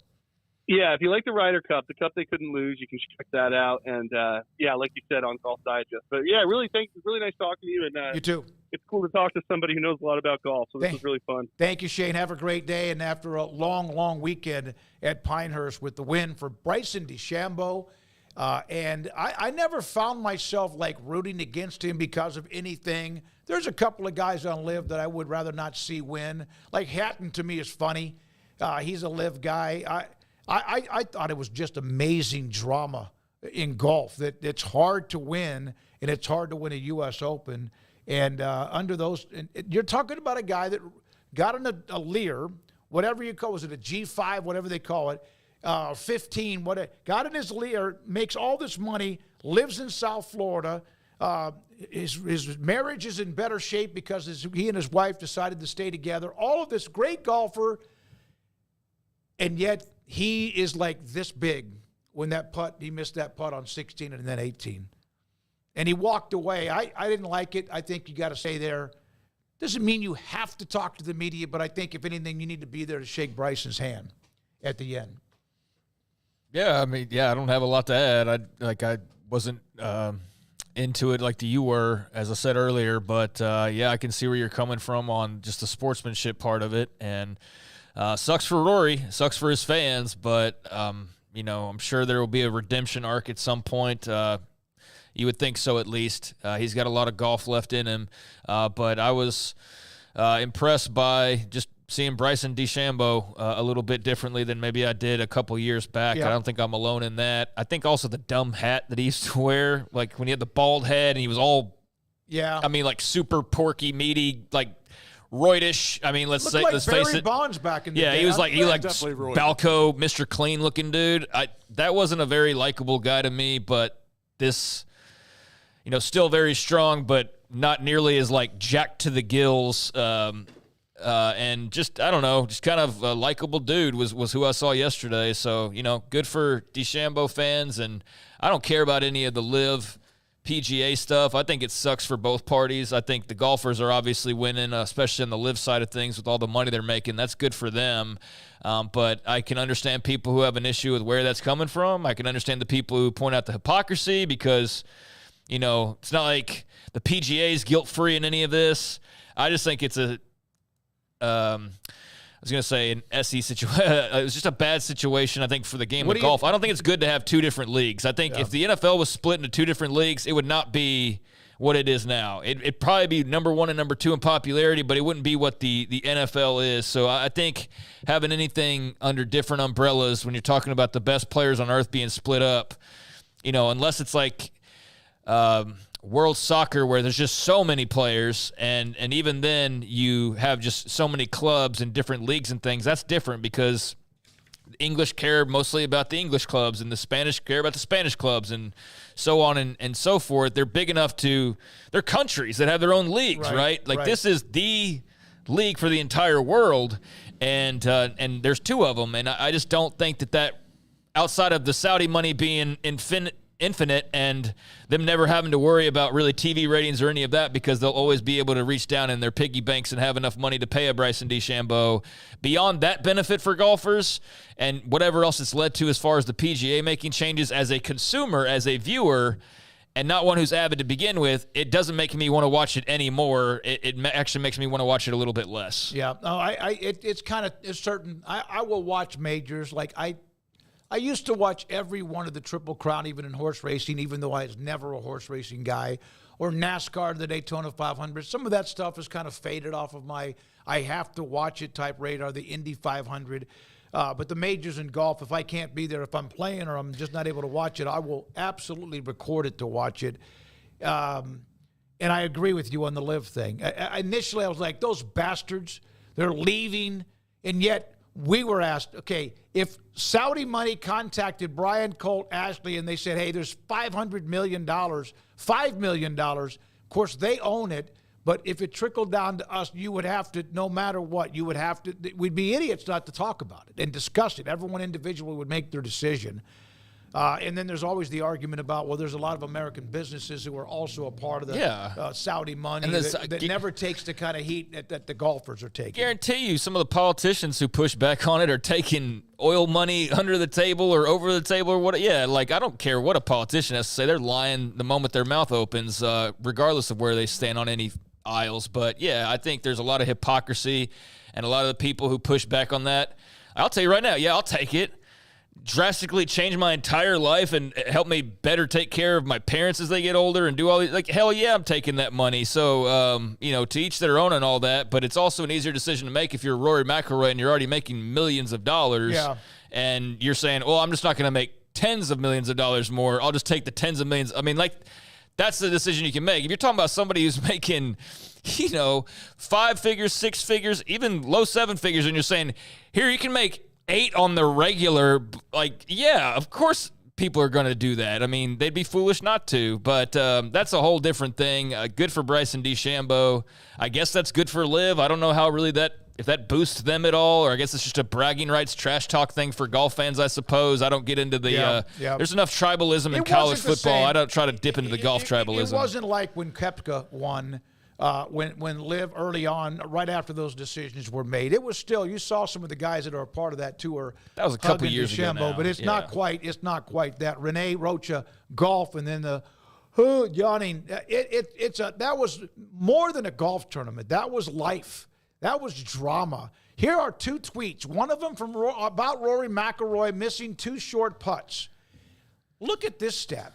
He was 496 for 496 with putts inside 3 feet until the last 3 holes yesterday afternoon.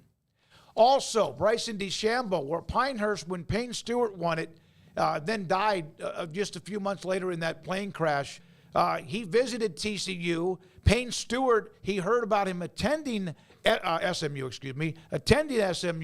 decided that he wanted to go to SMU, the 25th anniversary of his win at Pinehurst, and that's where he won. And DeChambeau used to wear that hat, the one that Payne Stewart used to wear too. Thanks to a lot of you with the questions you had on the chat room today. But yeah, I would have stayed. I think you got to take your medicine. You can't just have it when it's good. This is 365 Sports.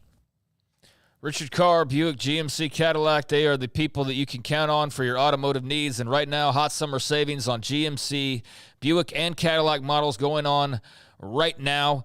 For example, Edmunds.com says the Buick Envista is exceptionally affordable with style well beyond its price point. And right now, the Buick Envista is praised by many to be the best overall value in a sedan available in 2024. And right now, the Buick Envista is in stock at Richard Carr, and several of those models are priced under $24,000. So if you want to drive in something that's exceptionally affordable with style well beyond its price point, well, it sounds like the Buick Envista may be just right for you. That's just one of the many models they have over on the lot, one of the many great deals they have over on the lot right now, as well at Richard Carr. Several others. You can check out the GMC Yukon SLT, the Cadillac Lyriq, the GMC Sierra. So many different options, deals can be yours this summer as you possibly are looking to get into just a new vehicle because it's time to get into something new, or maybe the vehicle that you're in, it's time to get into something new, partially because it's not giving you the greatest peace of mind, always having a problem with one of the tires, or problem with this or problem with that. I certainly know how that feels, and you don't ever feel 100% comfortable driving around, much less driving cross-country on that family summer road trip or the college getaway with your buddies. Well, get that peace of mind in a new or pre-owned vehicle over at Richard Carr and take advantage of these great deals. And if you're looking new, of course, there's the Buick Envista, but if you're looking pre-owned, they have a lot full of quality pre-owned cars and trucks available as well. Check out the inventory online and come see them in person. Make an offer, talk it up with them, and see what kind of a deal you can get for yourself. But the customer service is top-notch, and they say yes when others say no. So check out the dealership that's been in business for 25 years here in Central Texas. The people you can count on for your automotive needs. Log on to richardcarr.com today. Call now or go see them now off Highway 6 at the Imperial exit. It was broad daylight. I stepped into a gas station for 5 minutes to grab a snack, and just like that, my car was broken into. They made out like a bandit. My laptop, my phone, everything. I called my agent to see what could be done, and he restored my faith in humanity. My claim was processed so quickly, and I was able to recover my losses. Stop by and see our agents at one of our 3 McLennan County locations. Coverage and discounts are subject to qualifications and policy terms and may vary by situation. Thank you for calling your local Marco's Pizza. We're turning up the heat with our new Reaper Cheesy Bread. Fresh, house-made dough is topped with a spicy cheese blend infused with jalapeno, habanero, and Carolina Reaper peppers. At only $5.99, this limited-time product is a hot deal. Add it to your order while you can. A Marco's team member will be with you shortly. Marco's Pizza. Pizza lovers get it, and that offer on the Reaper Cheesy Bread is available right now at any of the 5 Marco's Pizza locations in Waco, including Belmead, China Spring, Robinson, Woodway, and Hewitt. Order online at marcos.com. Call for a pickup or delivery. Marco's Pizza is turning up the heat with their all-new Reaper Cheesy Bread with fresh, hot, house-made dough topped with a spicy cheese blend infused with jalapeno, habanero, and Carolina Reaper peppers, and only $5.99 and for a limited time only. Marco's Pizza, the fastest-growing pizza brand in America, 5 locations in Waco, and the new Reaper Cheesy Bread. Marco's Pizza. Pizza lovers get it.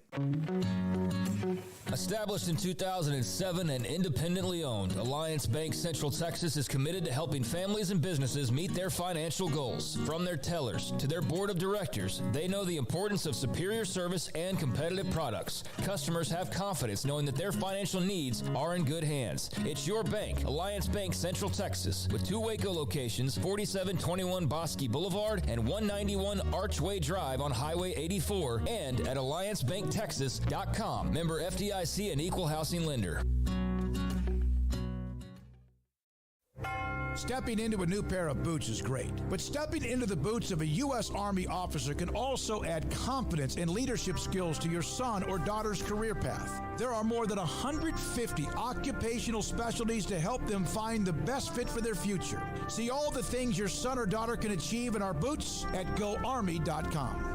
U.S. Army Waco Recruiting Company, 254-598-8131 or 254-776-1543. This is 365 Sports.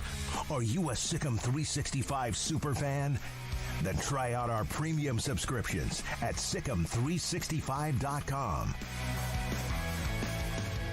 We have touched in today with 2 schools in the Big 12. And we're not done because Jed Drenning joined us many times, sideline analyst for West Virginia football, joined us on 365 Sports. Jed, thank you very much for your time. Last year, Neil Brown in West Virginia had a chip on their shoulder. He said it, told us at Big 12 Media Days. That can't be the case this year, but coaches find ways to kind of get an edge.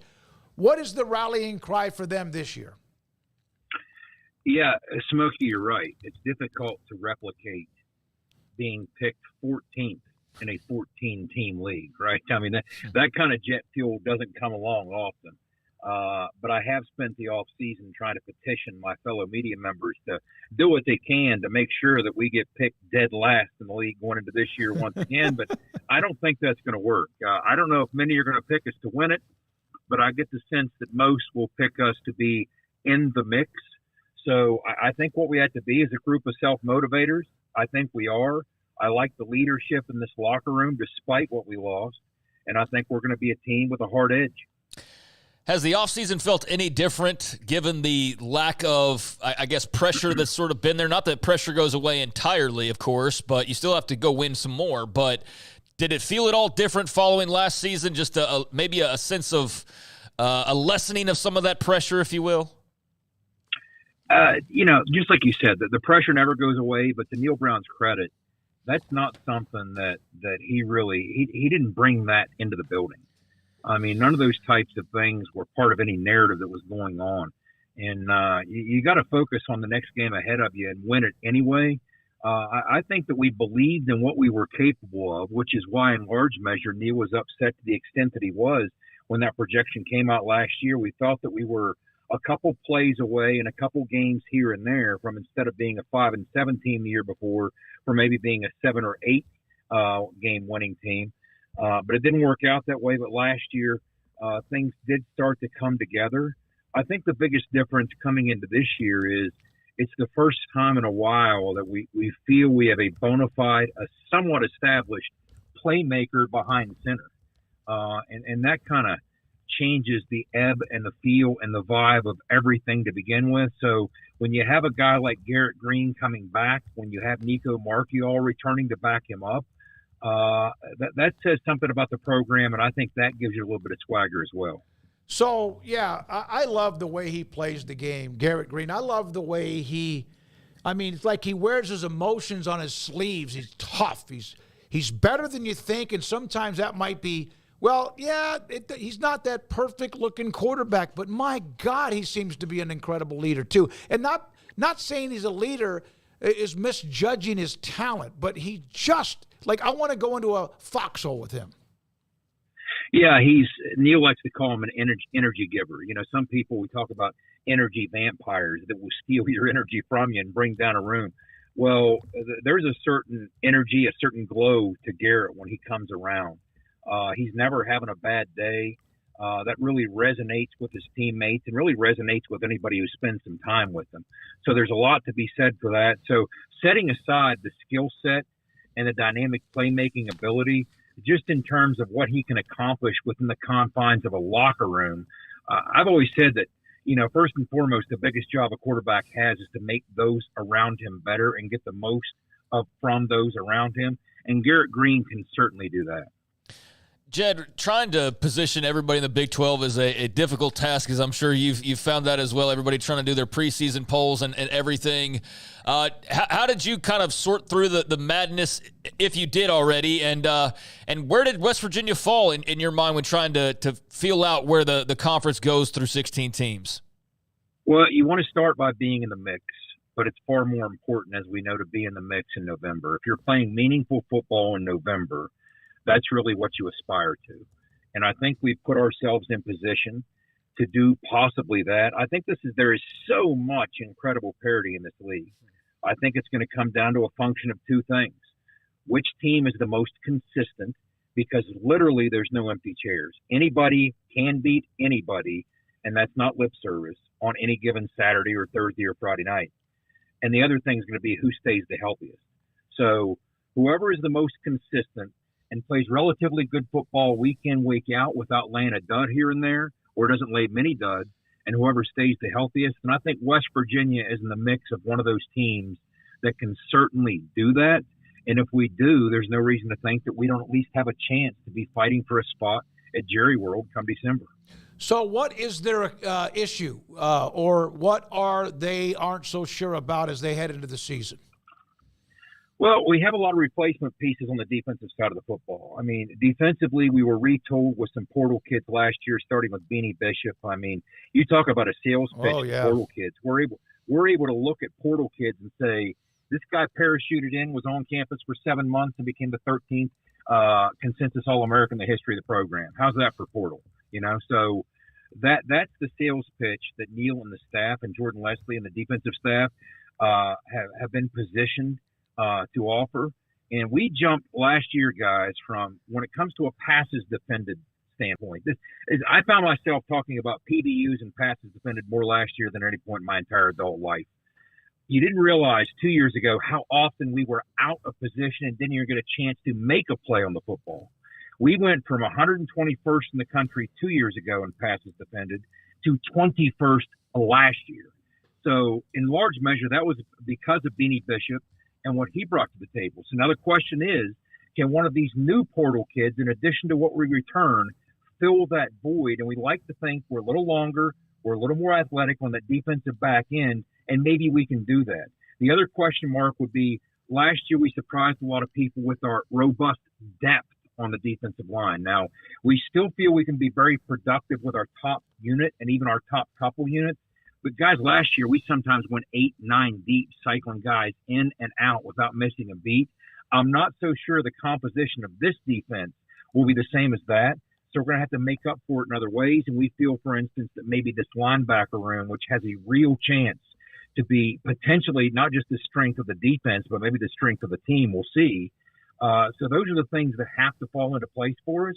Now, on the offensive side, you don't replace Zach Frazier. You certainly don't replace him or Doug Nestor. But we had 7 guys start games up front on the offensive line last year. We returned 5 of them. We do feel that the anchor of this unit is a potential first-round pick at left tackle in Wyatt Milam. He's the new leader of that group, so we're confident with where things are there. A lot of young receivers returning, including Cole Taylor and the production he brought at tight end. We brought some additions in the portal on the perimeter. It's just a function of how many of these things are going to fall into place. I do think we're expected to take another step offensively. I don't know if we'll be expected to do so defensively, but I think we can. Jed, I had a question from S. Michael DeHart, huge West Virginia fan. We've got a lot of Mountaineer fans who are a part of our audience. When will they unveil the Coal Rush uniforms? Is there a specific week or a game you think they'll do that? There's not. Part of the Thunder, there was a great debate among Mountaineer fans. Hey, if Penn State's a night game, wouldn't you love to see that? Roll them out then. And then there's some people saying, I don't know about the Penn State game. That's a regional rivalry game. We got to go with the old gold and blue in that one and maybe later.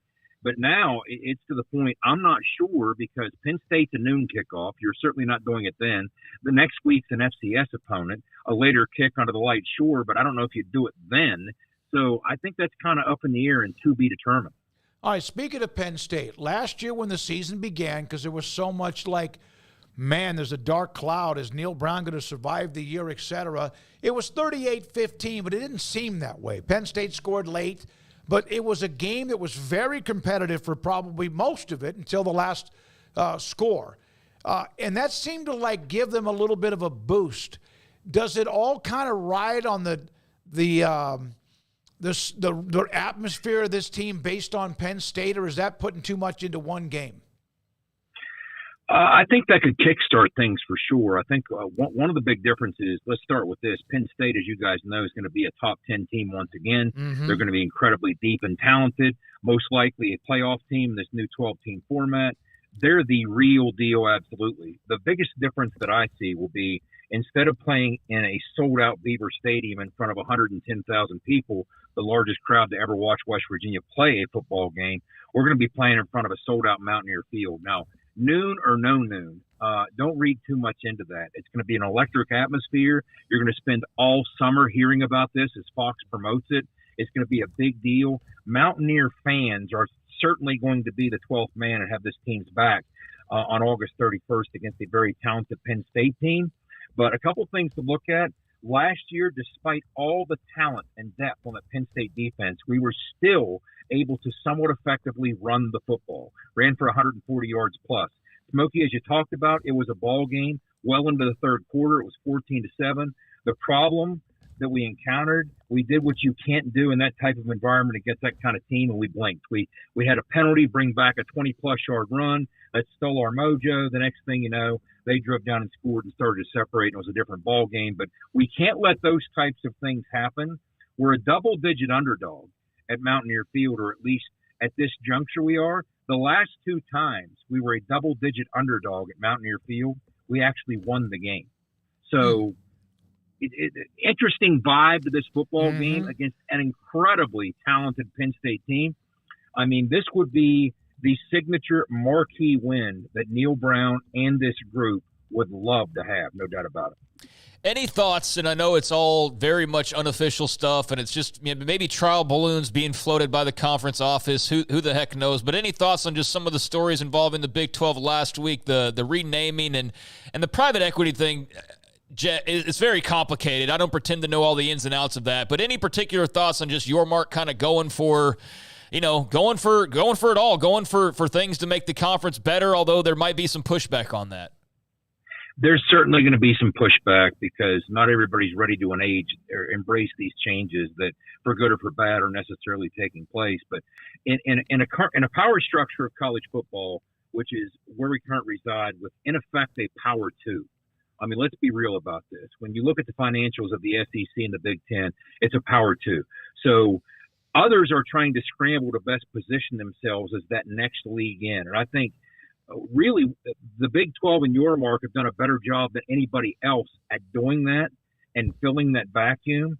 And I think what Brett Yormark's trying to do, and he's been doing this since the day he took the job, is to create as many non-traditional revenue streams as he can come up with to try and play catch or try and pursue what the SEC and the Big Ten have done in terms of cashing those checks, because this all comes down to who's cashing the biggest checks, because whoever is will be the most competitive. So the more you can do to close that financial gap, the better off you're going to be and the greater you're going to be served. So if we can do things that maybe the ACC and the others aren't doing, I'm all for it. I'm for anything that in the grand scheme of things from a brand equity standpoint makes the Big 12 more appealing to our TV partners and, just importantly, more appealing to potential players that might want to be part of it. Jed, as you know, we get a media poll, preseason poll. Joni Lehman sends that out. We have to send it back. We all did. We opened up our polls, preseason rankings last week. Was it, I don't know why, but for whatever reason, this year it seemed to be easier, even though there looks like a traffic jam from anywhere between like 5 and 9 or 10. Was that something that kind of flew off your pen or your laptop or whatever when you put yours together? Yeah, it's very interesting. First of all, when you look at the 4 newbies, how are we going to assess that? I think we'd all have to start with Utah and go from there, right? I mean, in terms of the success that they've had in the Pac-12 and what they've done there and what they have coming into this league, I think you'd have to start there. And that's not to discount the others, but I think people would be looking even more favorably at Arizona, if not for the coaching transition. Sometimes those transitions are seamless, sometimes they're not. So that's the only variable that we don't know about, if Jed Fish was still there and everything was still intact, because, boy, are they still returning some talent at quarterback and at receiver and at some key spots. So it's difficult to read how that might play out. When you look at some of the older return teams from the Big 12, Oklahoma State, look, they had some deficiencies on the defensive side of the football, but when you have a bell cow feature back like Ollie Gordon and you have Mike Gundy running the show, it is impossible for me to count the Cowboys out, especially with 20-plus returning starters, 8 offensive linemen who have started significant games at the college level. It's really hard for me to not say Oklahoma State's going to be sniffing right there toward the top. And I don't understand. Yes, Will Howard's a big loss, but they have talent and explosiveness, Kansas State does, behind center. I'm not so sure why they're not getting a little more love. And then things get really murky and really messy, because here come the West Virginias, here comes Iowa State, here comes Kansas with what's Lance Leipold's done. It's just, once again, even 10 years ago, I've tried to tell Mountaineer fans, back in 2016, our 1-10-win season as a member of the Big 12 with Dana Holgerson, look, back in those days, that was still not just a Kansas team that you could show up and play poorly and win by 4 touchdowns, but even an Iowa State program at that juncture that you could count on for an easy win. So there's your 2 W's that you start with. Now, what do you do from there? No such easy W's exist in this league. Again, that's not lip service. You guys, I'm preaching to the choir. I get it. But there are no empty chairs on this schedule. I mean, you telling me I don't care how much BYU struggled against Big 12 competition. Do you want to go to Provo and see how that goes? I mean, there are no layups on this schedule, and that's what makes it so difficult to forecast. Yeah, I think, and I don't know what's going to happen with Penn State, West Virginia, but the Big 12 needs those games. They need some wins like that early on to kind of catch some attention. I hope they get it. Obviously, love to see the Mountaineers open up with a win against a highly ranked, as you said, team out of Penn State. Jed, great stuff, man. Hope you have a chance to decompress a little bit this summer. We'll see you soon. And also, of course, have you on as many times as we can between now and the football season and ending in December or January. Thank you. Appreciate that, guys. You enjoy. Jed Drenning, sideline analyst for West Virginia Radio. Tony Caridi does a great job with him. We've had Tony on many times too, and we have great viewers who are West Virginia fans, among other particular fan bases. So this is an interesting. I saw this right before I was going to shut down my laptop as we close it out. No top 5 this week with Paul on vacation. This is from Robert Jones. Social media is super crazy. We don't even know this young man. So if anyone does, please let him know. Shake my head. I know everyone wants the song and dance of D1, but run your own race. FYI, you shouldn't block the head coach of the school you committed to. Wow. So this is a young man that committed to what he says was NSU. And he didn't get an offer, hasn't committed to him, and had the block, and the head coach Robert Jones was blocked by this particular player. Just, again, so much that goes up on social. Maybe he did that accidentally like Gary Patterson did for Craig.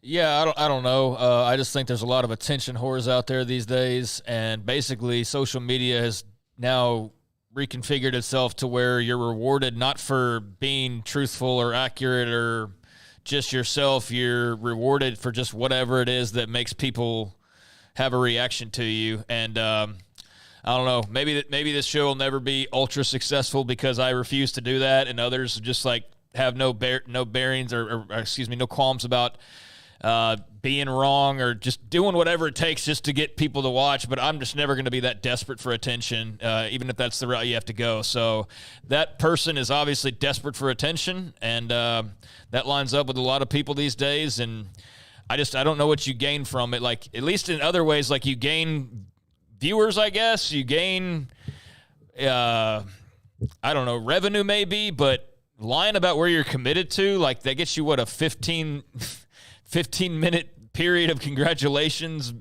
going. I mean, especially when you're not even going to a big school. Like, it's not like thousands of people are going to be like lining up to tell you congratulations if you committed to Oklahoma or something, and you gain all these followers.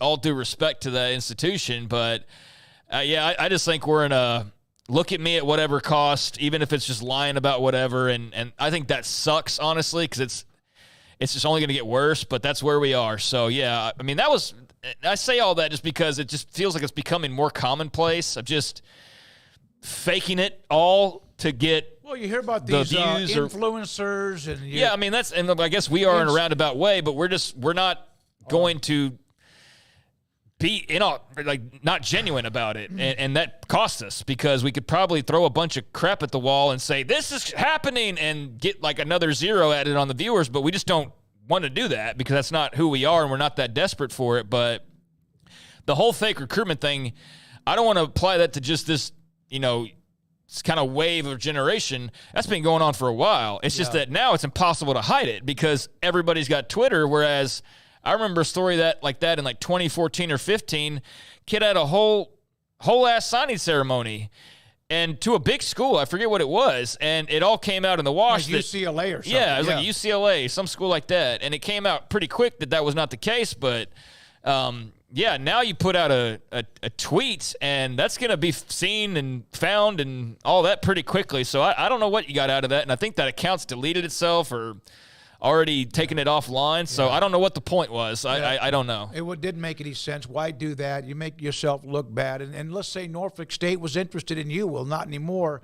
Justin Rogers contacted me last week on Friday, and I think he even brought this up in the chat room. And I know for a fact that others, including Kim, who has ordered a bucket load of product from TexasBeefHouse.com, asked me if they had beef oxtails that were available, was available. So I sent Samantha Duvall a text, and she said, you know what? No, but we've had like 5 or 6 people ask me about that. So, Justin, I don't know if you're on today, but I did ask, and that's something that they will look at TexasBeefHouse.com. Don't remember they have that auction coming up here at the end of the week. We did have a couple of you ask us in the chat room or the text line about were we live today. We were an hour late. Sorry about that. Jordan Spieth from Baylor 88 Bear has not won a major in 7 years. We hear about Rory. Jordan Spieth started out with like a house on fire, had the meltdown at the Masters on, what was it, number 11 or 12, and he has just not been the same. Has to be happy, though, for DeChambeau. They're all from the Dallas and Fort Worth area. Not that he wishes Rory ill, but he still doesn't have to answer questions. Baylor 88 Bear, thank you very much. I think Scotty Scheffler's having the career people thought Jordan Spieth was going to have the way that he started off with. Yeah, that's a good point. But if you're a Texas Longhorn fan, it's great because you won either way. Like, Spieth was going to be that guy, and then now Scheffler is. So you didn't miss out on much. But, yeah, Spieth definitely lost his mojo for sure. He sure has. Okay, Garrett, thank you very much. Yes, sir. Emery Winter is dialing up 365 Sports tonight, which we'll have tonight at 10:30, every weeknight at 10:30 on the local CW. Tomorrow, I hope that we're going to have that private equity firm investor who works in the business and to help us maybe understand a lot better, because I think some of it is the unknown or the, oh my God, because I don't know much about it, although I've learned more about it ever since it kind of came up a lot more in sports in the last few months. So that's tomorrow. Craig Smoke, thank you. Hope you all had a great Father's Day weekend. We start a new week. I'm David Smoke. Thanks to our great sponsors. This is 365 Sports, and good night.